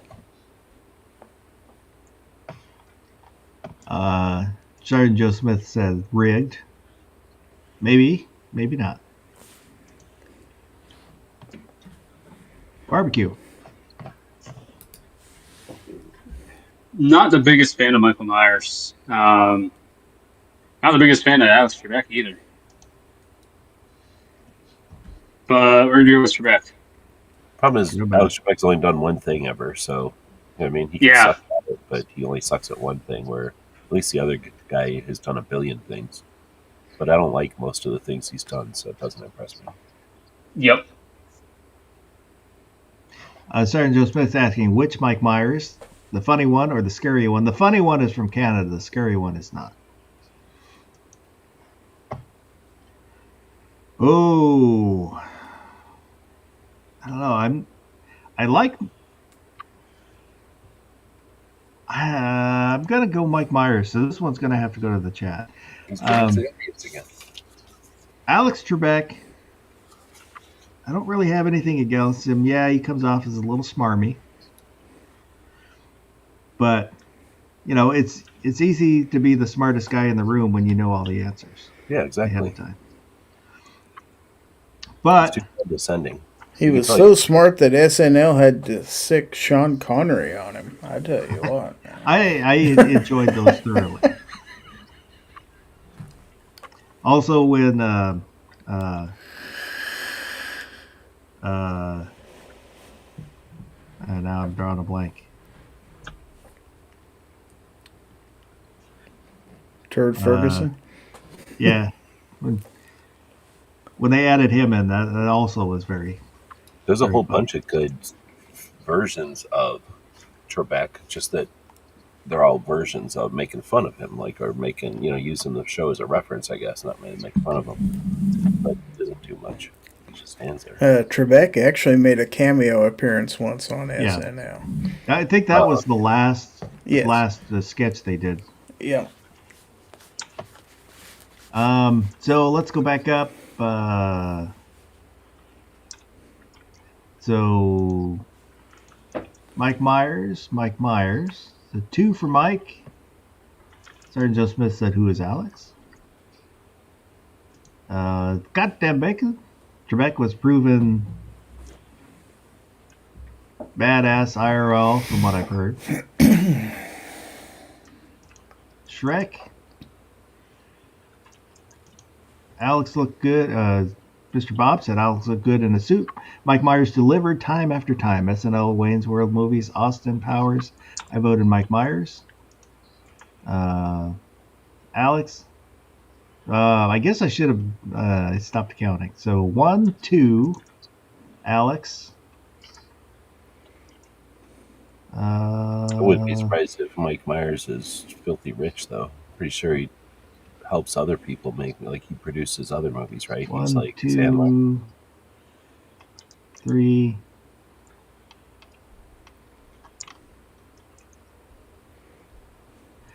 So this is going to go to Mike Myers, I believe. So we'll give Mike a 3. Yeah, I don't think Mike has to work much anymore. He's got enough money. Well, when you play all the characters in the movie, you get paid a lot. Well, so now we've got Tom. They're like of a, what's the word? Like when they do Silent Live, they stand around listening to each other and learning what the other Silent Live people who did movies got burned on. So I mean, I have never seen a documentary on this, but just from like listening to people and stuff, I got the impression that while the first few movies may not have made money for people, after a while they figured out how to make sure that these movies were making these people money, right? Like, unless the movie fails, if a movie makes money, then these actors are making money, and I get the impression he's one of the ones that invests that money into more movies, right? Like he's helped other people be successful as well, which is That and the merchandising off all those movies. Do you realize, all the side products that came off of those? If they made exactly. good money off that stuff. That's what I mean. Like they learn that stuff from each other. So it's like instead of just making movies, they're like making, producers, or they're making entities in Hollywood, which is kind of an interesting element of it, I think. For the ones that are successful, obviously they're not just making only success. Well, to go back to the goddamn bacon. No, sorry, the goddamn bacon's comment. But I did like Shrek. It was a different take on cartoon movies.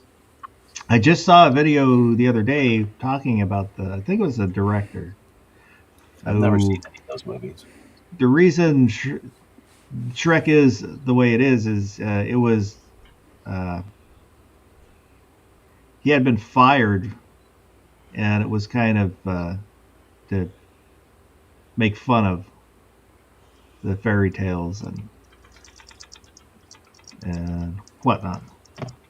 But so now we've got Tommy Chong versus Lauren Green, and I will state once again, Lauren Green is the one and only Adama. Dirk Benedict is the one and only G-Webs. Tommy Chong or Lauren Green? What else did Lauren Green do? He did a Western, Bonanza. Bonanza. Right. But then he also did like a nature show or something, didn't he? Or did he host something like that? So I'm gonna go with Lauren Green. He's done stuff, and Tommy Chong is cool and stuff, but he hates guns. One for Lauren Green. Gizzard. I'm gonna vote for Ben Cartwright here. So. And you can't be truly open-minded and hate guns. Like a true hippie embraces guns. So he's not even a hippie. He's just a sellout Hollywood. Barbecue.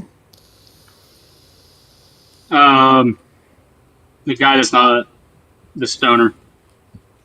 So Not that I have a problem with stoners. I just don't remember either person's name, but I remember it's either Cheech or Chong. So I was like, we'll just say that. But I don't. Yeah. Sergeant Joe Smith said Tommy. There we go. The goddamn bacon said I'm voting Chong based on that alone. Mr. Bob said Lauren Green.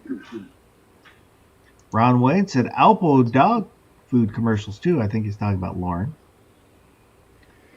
Mr. Bob said Lauren had the cooler arsenal. The goddamn bacon said just kidding, I like Green. And Ron Wayne said Lauren Green. Wood said Chong hates guns. Fact. Green. I'm going to go Lauren Green. Yeah, I did think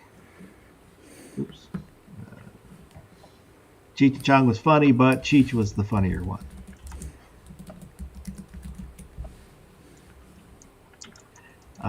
Pink Panther said only good thing Tommy produced was Red Dawn.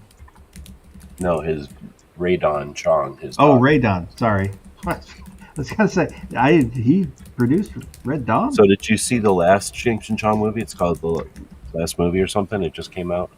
And no. It's like a documentary kind of. They're driving in the desert, but it's really just like a look back at all their movies, and it's them kind of like interviewing each other about back in the day and how they used to like each other, and they hated each other, and now they like each other again. And Tommy Chong was in Canada, And did he go up there to dodge the draft, maybe? But he went to Canada, or he was in Canada, or his dad maybe dodged a draft or something, and so he was born in Canada, and then had a family and shit. Was owned a restaurant or a chain of stores or something, and then went down to Hollywood to make movies. Married some new chick, and then just had two families. So Ray Don Chong is from his first wife, and then he has a second wife, like a Mormon, right? Like two wives at the same time type of thing, and then has like a whole nother family. And nobody ever talks about that, and he just has like these two families. So that's, I think, you know, on the spectrum where you can do what you want, but it's also weird. In Tin Cup, when Cheech Marin, he does a thing where he chews out Kevin Costner. Cheech said that was all the pent up stuff. Why that it seems so real the way is because that's everything he wanted to say to Tommy Chong when they were fighting. Which I thought I liked Tin Cup. I thought it was a good one. So I'm gonna go. Let me get there. We go. Oh, I went Lauren Green. So Lauren Green moves on. Now we've got Wayne Gretzky, the great one, versus Kiefer Sutherland. G-Webs. I've seen 24, and I've never watched golf, so I'm not into sports. So I liked 24. The first season I liked. Good suspense, good action, but it's supposed to happen within a 24-hour period, and he's driving back and forth across Los Angeles. No. For how many times he drives from here to there, you're not doing that in 24 hours. Not in Los Angeles. You can use the Elon tunnels that you don't know about. Gary. We're going to have to party on, Wayne. Gretzky. The great one. Barbecue. Let's say one of Slider's favorite movies is Cowboy Way. Most people don't know what that is, but Kiefer Sutherland's in it. Sutherland. We will always go with Kiefer Sutherland. So, let's see.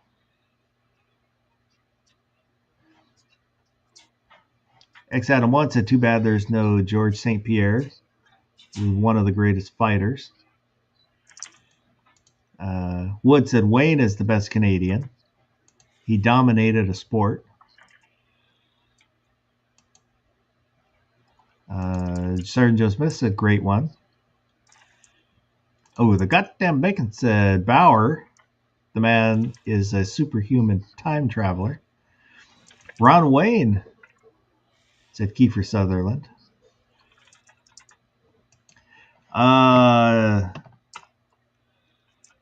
going to go Gretzky.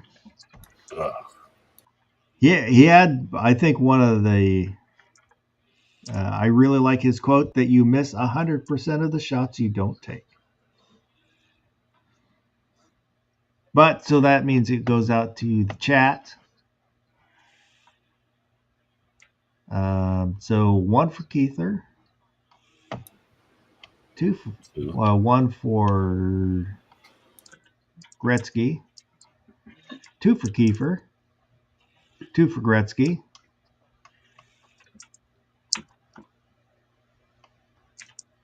So we need one more vote. Mr. Bob said Dwayne Gretzky, his brother. So. Oh, there's another one. Balanced it Kiefer, out. So it's tied in the chat again. We need one more vote once again. I'm turning Damn it, Pepper. I'm turning on my pin timers for this one. One more vote from someone that has not voted yet.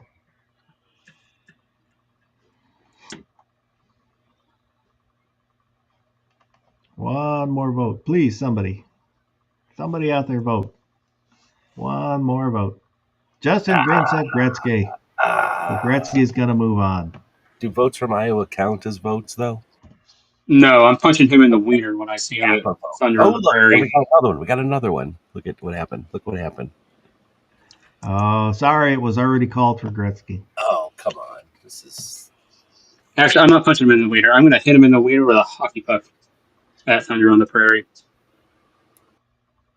There's no post betting. Sorry. So now we've got Ryan Reynolds versus Kim Cattrall. Just like hockey games rigged.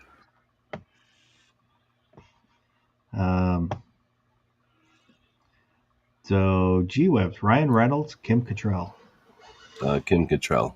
I don't like that guy. He's a one-trick pony. And I'm sick of She him. was also in. Now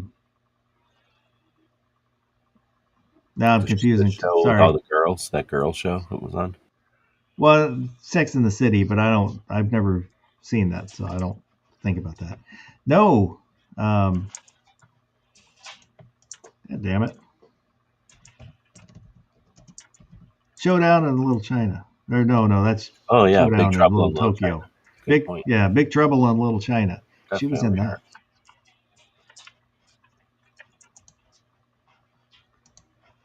that. Gizzard.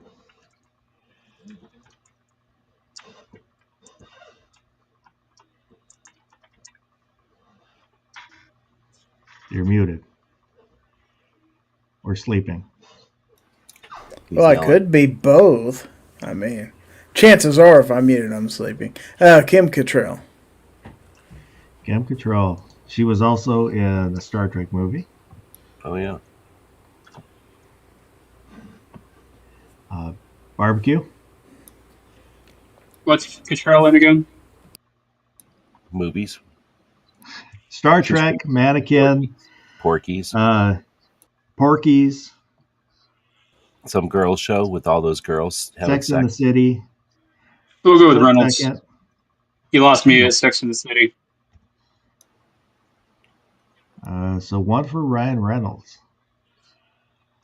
And I'm going Kim Cattrall. I would rather look at Kim Cattrall than Ryan Reynolds. Guns and Water's pretty much right. You know, you get a choice of boobies or no boobies. You got to go with the boobies.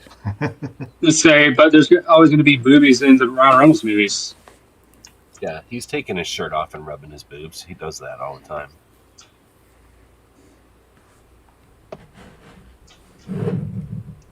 Ron Wayne said Kim was in Star Trek as Lieutenant Valeris. She played a Klingon, a Vulcan, not a Klingon, Vulcan. All aliens look the same to you. Vulcans are hard to get, though. Wood said, I thought you were a capitalist. I believe Ron Wayne said, and an episode of Columbo. She has money also. I'm sure she has money. Gunswater had said, boobies. Ron Wade said Kim Cattrall.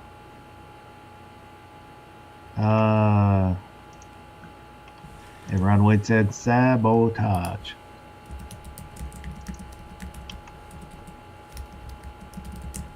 Sergeant Joe Smith says that Kim. I don't know if I missed him or not. So Kim Cattrall moves on. She's older than me. Good Lord. Yeah, she's 68 years old. Yeah. He looks better than you, Gizzard. Well, that's probably right. So now Yvonne DiCarlo versus Keanu Reeves. G-Webs. Wow, Johnny Mnemonic. I hated that movie. That's too bad. I don't think I liked it when it first came out, but I like it now.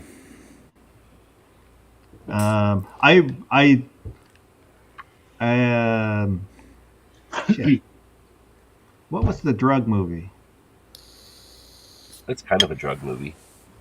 Scanner Darkly. Scanner Darkly? Scanner Darkly was a way better movie than Johnny Mnemonic. Oh, okay. I could have said that, but I don't remember his name in Scanner Darkly. And it's a really good book. And I like the movie. It's just a crazy good movie. But I like Johnny Mnemonic. You probably haven't ever had to deal with memory issues. Gizzard knows what I'm talking about. Have you ever seen that movie, though? Which movie? Johnny Mnemonic. Yes. So Gizzard knows what I'm talking about.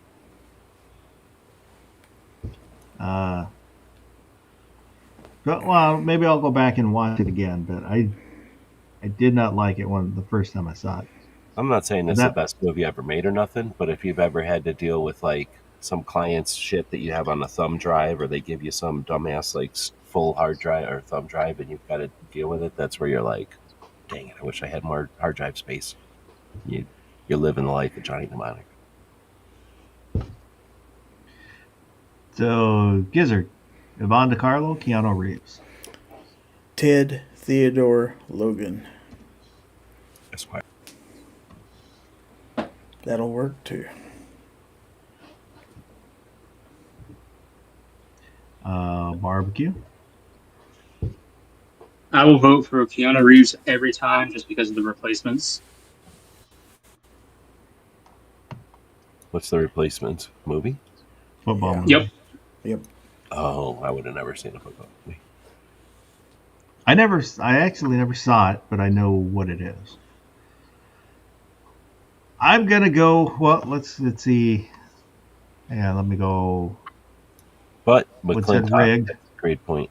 I forgot about McClintock. Last week's poll got the most complaints I've gotten about a poll. Yeah, I will say probably this week's poll will surpass that.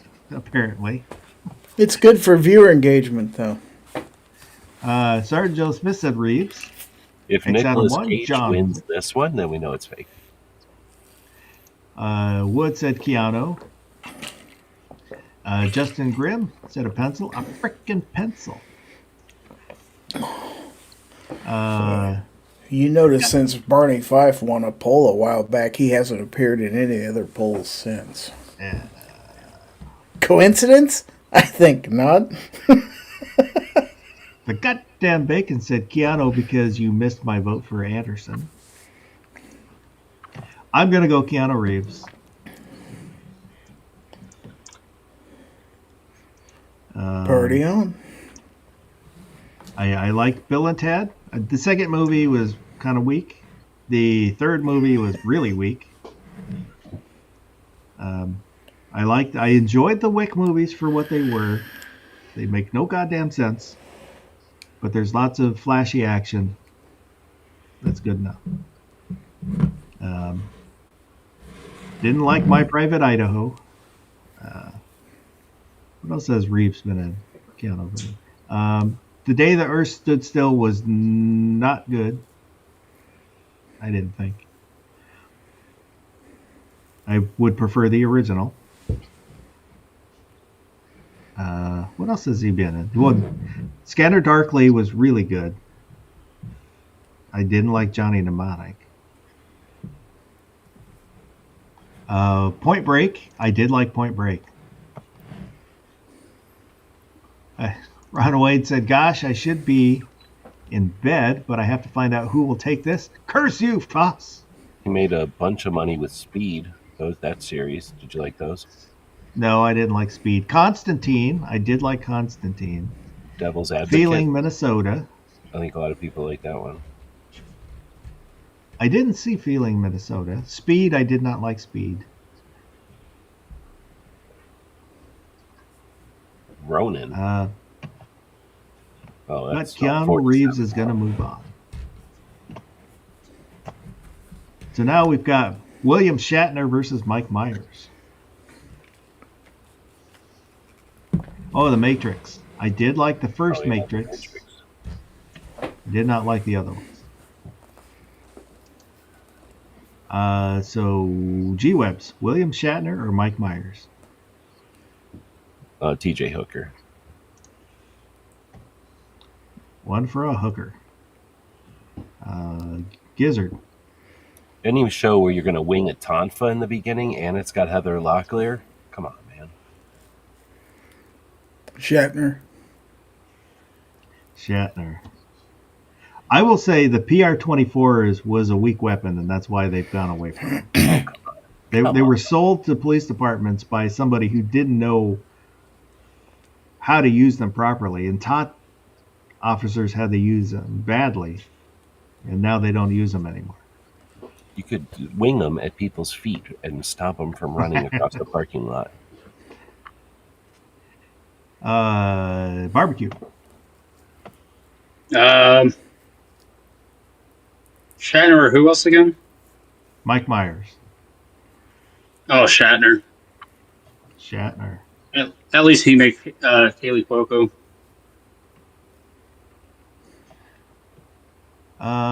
So we've got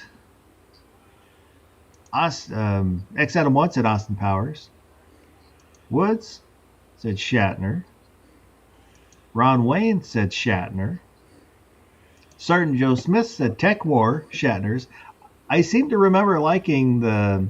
I didn't read the books, but I saw the TV show, the Tech Wars.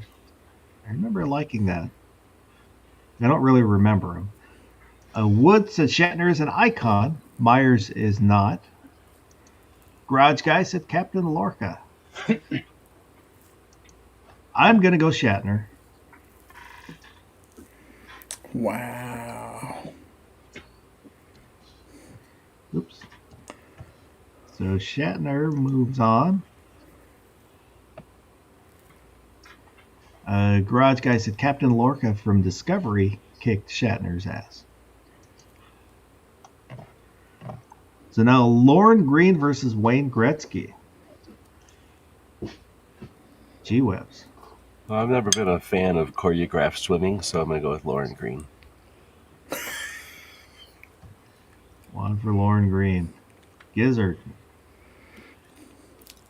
I'm going to go with Lauren Green here. Nice. Lauren Green. Barbecue. Lauren Green, because Gretzky pulled a bullshit vote and beat out Sutherland. I'm still bitter about it. I don't know what that means, but suck at sports. No, he's talking about the poll. The bracket. Oh, okay. Yeah, well, I agree. So Sergeant Joe Smith said hockey dude.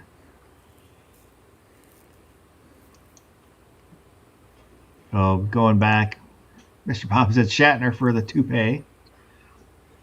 And X Adam 1 had said Shatner has never amused me at all. He has zero funny. Ron Wayne said Shatner was great in Loaded Weapon. He was also in the second Airplane movie. And in the Twilight Zone episode, the one where the gremlins on the wing tearing it apart. And they think he's crazy, but then when they land, they find all the scratches on the wing. Ron Wayne said Lauren Green. The fortune teller one where he's in the bar and he puts money in that fortune teller machine. It spits out the tape. That's the other one he was in. Wood said Gretzky. Come on, literally the best player in sport. I would, for hockey, I would say Bobby Orr. I'll bet you Lauren Green was a better hockey player than Gretzky was an actor. How about that? I don't know. Say there's Sidney Crosby now, Ovechkin. Both of them are breaking Gretzky's records. Connor McDavid, playing for the Edmonton Oilers, is probably going to crush everything. That kid is freaking amazing.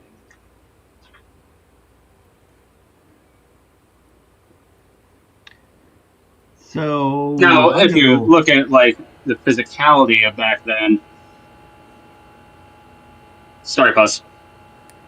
Oh no! I just said I'm going to go Lauren Green. I saw there is video of a foot race, and I can't remember who else he was racing, like a 40-yard dash. Other athletes, and he smoked everybody. He was surprisingly quick.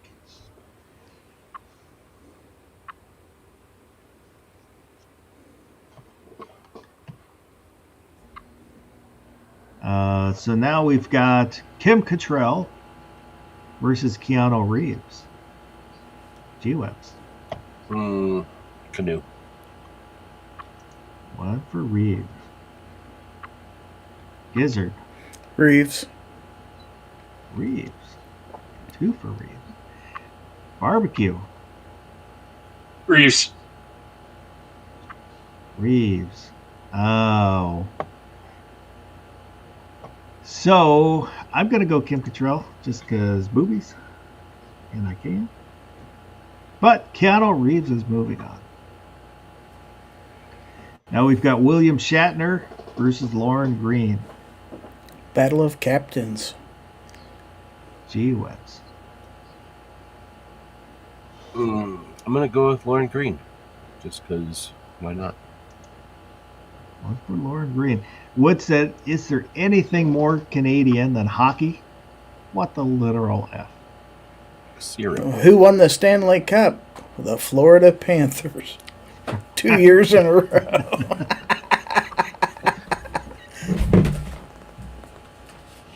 I know it wasn't the Kraken. No. More crackheads. Gizzard. Shatner. Shatner. Barbecue. I'm sorry, I missed the options. Shatner or who? Lauren Green. Oh, shit. What was she in again? He was in Battlestar Galactica. The Bonanza. The guy from Bonanza. Oh. Yeah. We'll go with him. He did fewer things, but he was like, I liked what he did better than, even though Shatner's done a lot of things, he's always kind of the same thing.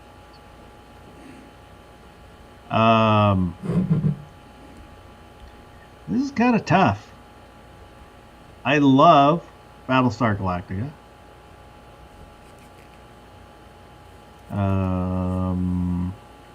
I really like Star Trek, and Shatner has done more. And I was not a Bonanza fan. I did watch it now and again, but I'm gonna go Shatner. So this goes out to the chat once again. So let me back up here. Sergeant Joe Smith said Kirk. Ron Wayne said Shatner. X Adam 1 said yes. It's curling. Curling, or whatever you call that game with the broom. I like watching curling for some reason. I always have.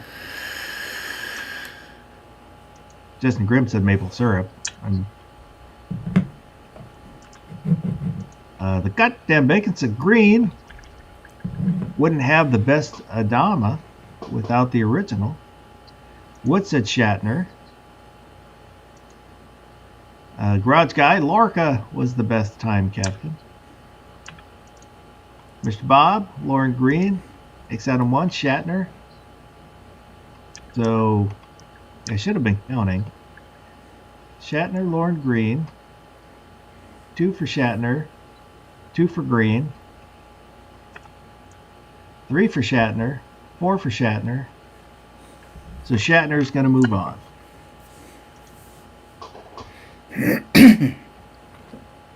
So now, in the final, Keanu Reeves versus William Shatner. G-Webs. Canoe. 1 for Keanu Reeves. Gizzard. I gotta go with Shatner. Shatner. Keanu Reeves, he makes and rides motorcycles too. Fun fact. So, barbecue. In filming the movie Speed, he became accustomed to driving at high speeds, so he doesn't feel comfortable not going at high speeds now because of filming those movies. Well, if he goes below, I can't remember how many miles per hour, he fears 40 he'll miles blow an up. hour. exactly. Wasn't it 55? I don't But know. they filmed at 40, so it all has to do with what they filmed at. Anyways, still going with Reeves. Reeves.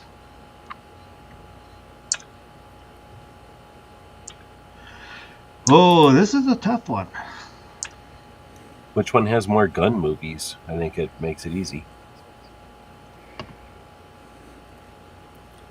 Now, if it was which one had more Tonfa movies, I'm pretty sure T.J. Hooker carried a gun, and Shatner always had a phaser. that's true. I'm gonna have to say Shatner, just because. Well, he didn't have a phaser when he was getting it on with some alien lady, and that was quite often. So there's a lot of times when the phaser was just near him in the room. That's better than Picard. He'd just send an away team and sit up there in his little office and take naps while everybody's getting killed on the planet's surface. That's the way it should be, because the captain shouldn't be out on missions. But don't tell Jim Kirk that. Just because The Wrath of Khan is one of my favorite movies all time. So this means it's up to the chat. However this shakes out, it's your fault. So now I got to figure out where the voting for this one started.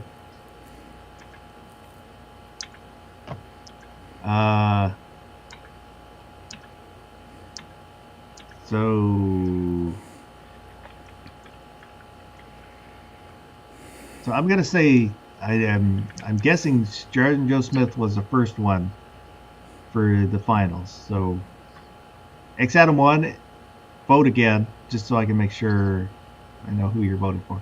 So we've got 1 for Reeves, 2 for Reeves,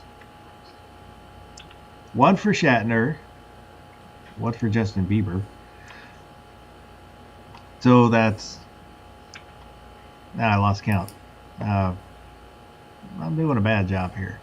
So 2 for Reeves, 1 for Shatner. In the future, AI will run our brackets for us. We won't have to have humans. We won't have to rely on the errors of humans, the weaknesses of the humans. 3 for Reeves, 1 for Shatner. 4 for Reeves, 1 for Shatner. 4 for Reeves, 2 for Shatner.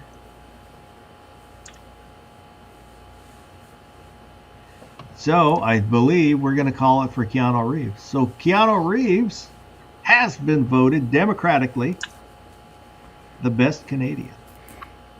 Can you have a Democratic collection among Canadians? I don't know.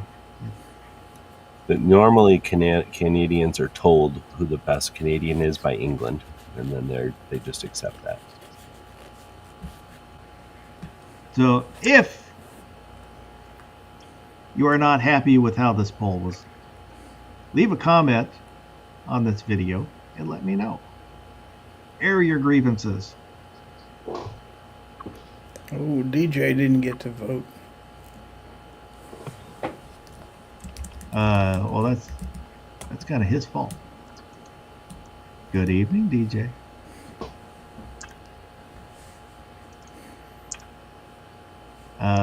Justin Grimm said it's because Kathy Ireland was in one of his movies. I can say I was a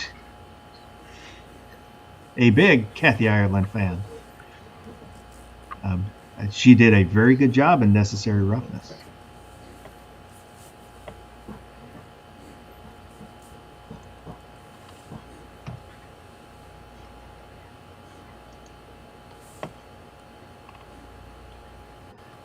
Oh, was there anything else? Talk about World War III, or is that too controversial? What's that? We're going to talk about World War III? Is that too controversial? Oh, the U.S. bombing Iran? Iran ran so far away. Sorry. Anybody concerned or worried that No.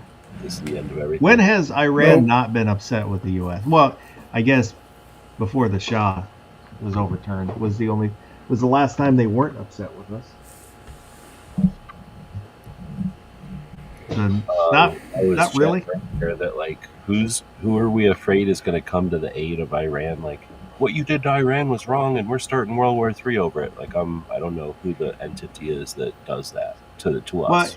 it is a small shift in policy because normally we would just leave it up to Israel to do whatever needed to be done over there. But I've watched CIA people who are ex-CIA and just doing podcasts, not trying to be voted into anything or trying to do anything to make money. Except for their podcasts or whatever. They're just talking about their opinions. It sounds like a lot of the stuff that happens is kind of like count and coup, kind of like what's the word, like keeping their reputation, and if they feel slighted as a country, they'll wing a bunch of rockets, kind of not indiscriminately, but not too concerned if the rockets get knocked down, defensively. Yeah. But now they can say, we shot rockets at, both sides do this. So like we shot rockets in response to what they said about whatever or what they did, and then the other side goes, they shot rockets at us, so we shot rockets back, and that shows that we're not weak or whatever. And then it just, then life goes on. But it's basically like a gorilla pounding their chest and yelling. So if that's the case, if like every once in a while these countries that are more of that affects their culture, they need to pound their chest and they're used to being, like kind of knocked a punch in the face more than we are, then all this, I mean, I don't know if the rhetoric about the United States and shit is new or not, if we're just seeing it. It's not like we see anything about Iran ever, and all of a sudden the only thing we see about Iran is their parliament or something burn an American flag, like printouts of the American flag on a piece of paper. They're like, trying to fight those on fire with Bic lighters in like their parliament room. And then they're having their like chants where they're yelling and screaming, and then the subtitles say that they're saying death to America, but like none of us can understand Iranian, so what the fuck, they could be saying we want cheese pizzas or something and we wouldn't fucking know. So that's all I'm saying, is that if it is in fact that all of a sudden they've like had turned up the heat on the let's bomb the United States or let's fuck with the United States rhetoric, then us bombing the shit out of them gives them that what do you call it, like that bully to complain about, and that might be an appeasement tactic. So we accomplish the task we wanted, but we also give their government a reason to hate us. So they're going to hate us, but like you said, they're going to hate us anyway. But now they can say, look what the Americans did to us, we hate them more. But essentially, what do we care? But they're already going to hate us. We're just kind of taking that out for the team or whatever. Like, we'll go ahead and they've been threatening shit for days now. That's the whole issue's been that, the threat of them having nukes and what they may do with them. I'm not saying whether I agree or disagree with what was done, but let's say we left it to Israel to do it, and then like Israel's already dealing with Hamas and all that happy BS, so then they got to deal with the Iran BS, and that, let's say they're not quite as coordinated as we were with the strike. Let's hypothetically say Iran really does have a nuke, and it didn't get destroyed then. What now? So we go, okay, let's say there was credible evidence, and we're like, we'll just bunker bomb the shit out of it, and hopefully it's done and over with. So we go in, flex our muscle. Their only friends really are China and Russia. Russia can't beat its way out of a wet paper bag. They're fighting farmers with Mosin Nagants. Like, I don't see Russia with Chinese troops, right? They're not. With North Korean troops, like they're not even, they're out of the troops already. They're using prisoners. Yeah, to say Russia's not going to intervene. I could see China flexing muscle, but China's not going to do anything because they like our money. So And who the fuck cares about they're not going to Iran? do anything either. They'd rather have Iran as a customer than some kind of ally in a fight against us, I would suspect. So nothing's going to happen on that front. So even if Iran's like, okay, let's throw some missiles at Israel, fine. They're not throwing nukes, so fuck it. Well, Yeah, I don't see- kind of like what I was saying. Like, if we come along and punch them, especially punching out nuclear potential, then they can't retaliate against us because we're too far away. Like, they could get mad at Israel and lash out, but they can't really say that Israel did it to them. Where if Israel did it, like you say, Israel might not even be good at it and hit innocent people, but also now Iran can say, fuck you, Israel, and respond as fast as they can right back at Israel.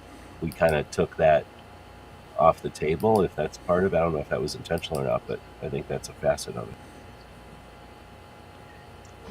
Iran, it will not stop the pursuit of nuclear weapons. Same as North Korea. Sanctions won't work. Sanctions don't work.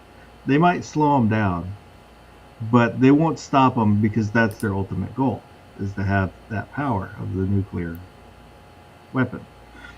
The only way to stop it is to bomb them, or Israel has done other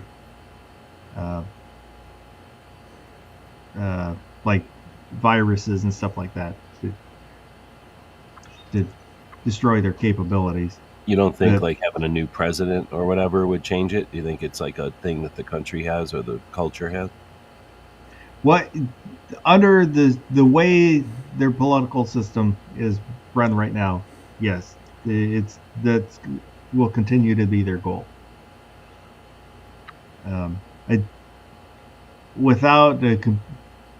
They would have to become some form of democratic state before that would change, and then even then it might not change. But they've been there's no incentive for them not to pursue the nuclear weapon. Like I said, sanctions don't work. They have never worked. If sanctions worked, Cuba wouldn't be communist. What about tariffs? Tariffs will work.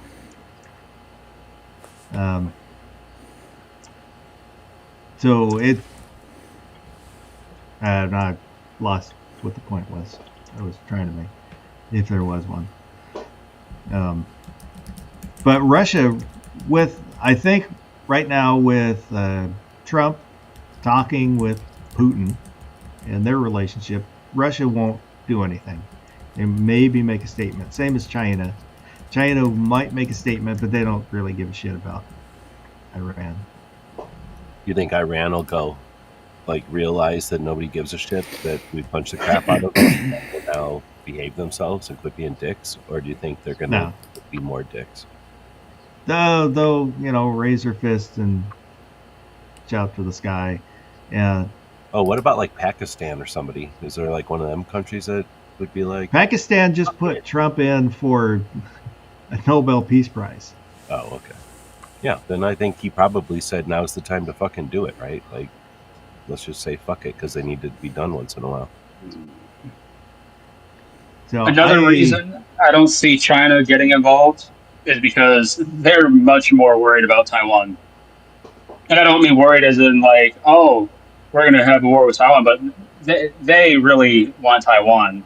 So they much rather be prepared to go and try and invade that and be prepared for repercussions with that than go get involved with anything with Iran.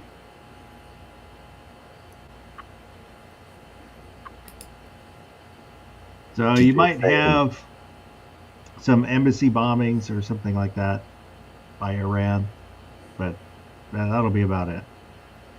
Well, it's not issue. It's not World War III. What DJ's saying is I've listened to multiple interviews where people have talked about that all that yellow cake stuff was definitely existed. They just scooted it out of where it was to different countries before the inspectors got there. But I've heard multiple times that was, or from multiple people, I guess, that they're, depending on how you want to interpret the news, but the stuff did exist. It wasn't like it was fictitious. It was just a matter of where it was when the inspectors were looking for it and kind of shit.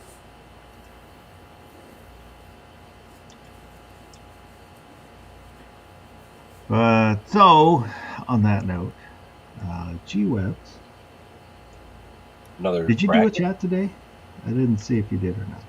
Well, I did 4 hours with Tony. Okay, I missed it. We slipped it in. I didn't do one yesterday though.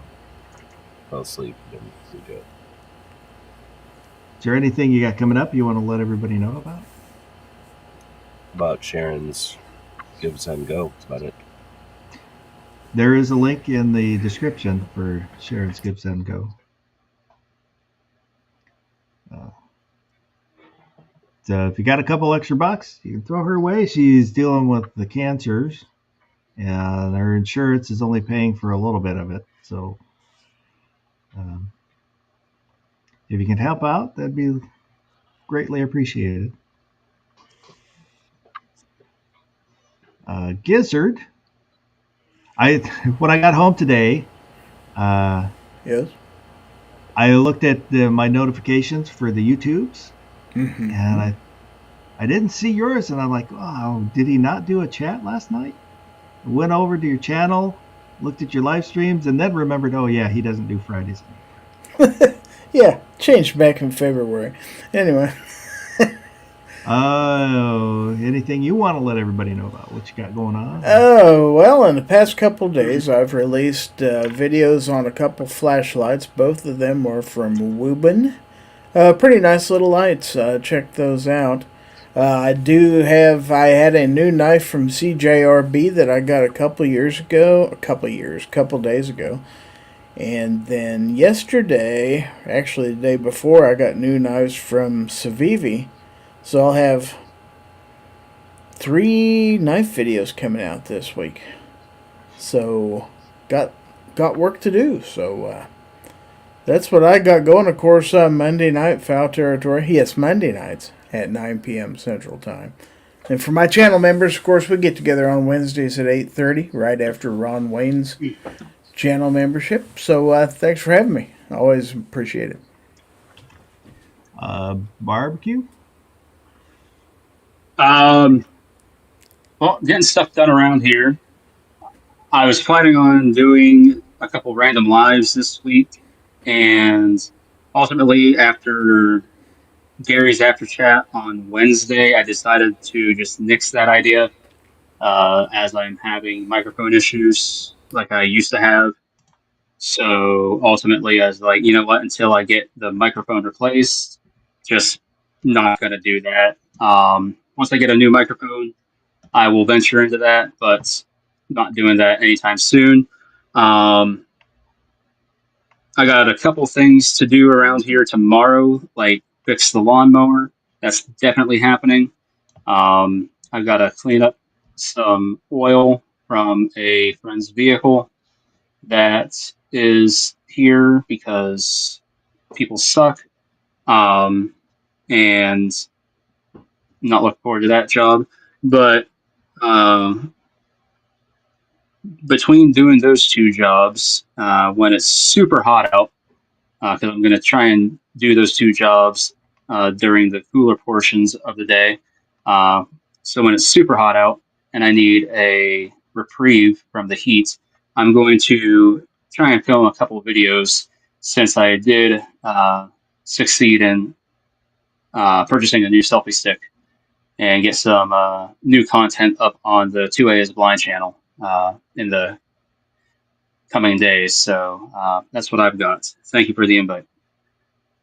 You're welcome. What knife is that, G-Webs?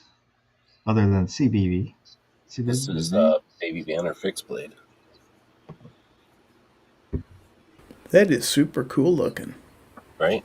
It's like I've been thinking about just carrying this Now, is because that set up as a neck knife with a neck sheath? Or yeah, you so could easily on that. Okay. yeah, I don't have the thing. It came with the thing that screws in here and then is a Mhm. loop that kind of folds back, so you can put it on this way and have it like a horizontal thing on your belt, or you can have it this way and put it on your belt like this, I guess, or maybe upside down. Or I took it off completely, and then you just got this set of grommets. You can do whatever. It's got a little drain hole here, nice little thumb push there. I don't know if this is new, but I think was this on the list of new stuff this month? Not that I'm aware of. That's been out a while, unless it's That's what just I was a gonna say. new. I don't think it's new. I think I just asked him one time, like, "Can you send me a Frix blade ever?" Like, I freaking want one really bad, and I think they just decided Yeah, to send me. I guess. But, yeah, that's a neat one. right. I really like it. It's just a great size. Like I say, it's so small you can fit it in your pocket. Where's my other one? It's not that much bigger than my Elementum folded. I don't know where my Elementum is, but it's not that much bigger. And without the clip on it, I'm thinking of just putting like a 550 on here, a little loop or something, and Hmm. then carrying this because it's super strong. It's got a little bit of jimping. It's hard to see. There's a little bit of jimping here and here. So, like opening boxes and stuff. And this is that Nitro V, which I haven't had a lot of experience with, but I'm not. I'm satisfied with the metal. It's nice. You have pretty good luck with that. Yeah. I mean, I've just never done anything hard work with it, but I mean, unless it's brittle, otherwise it seems like it holds an edge in it. Right? If it's full tang, it ought to stand up. So Oh it'd be yeah, interesting. and it doesn't weigh nothing. So it's so little. No. I'm pretty stoked about it. It might be. No, I think it is new because it came. Unless they just stuck it in the same bag that says I'm not supposed to talk about. I'm not talking about this until the 29th or whatever. By the way, Yeah. I didn't talk about this right now live, but right, you have the same sticker like we talked about from the 26th or whatever. Well, they're not going to be watching this, so Eh. not a big deal. I didn't put a link to buy it or anything. I just maybe showed. Maybe it was fake. Maybe it's a 3D print. In England, we would have been taken off air. We wouldn't have been able to show that. Yeah, I need to do. These are the Smith & Wesson that's bigger throwing than I cylinders. thought. They throw good? I haven't thrown them yet. They're kind of light, a little Right lighter now, than I would. turn around and wing it into one of those 2x4 shelves you got back there, or into your drywall wall. Sticking up. But so I need to do the review on these. It's a set of 4. So in a little pouch, get a bunch of them. And then I bought a new buck. Just a They're kind of not a so cheaper. sharp as they're cutting you when you fiddle with them. I guess they're not like razor sharp. Yeah, they're not very sharp. They're thin, so they should stick okay. Oh, yeah, how thin are they? They got enough mass. See if they'll stick in your drywall. That's what I'm saying. But they're, like I said, they're on the light side. They're a little lighter. They're lighter than your normal throwing star. Mm.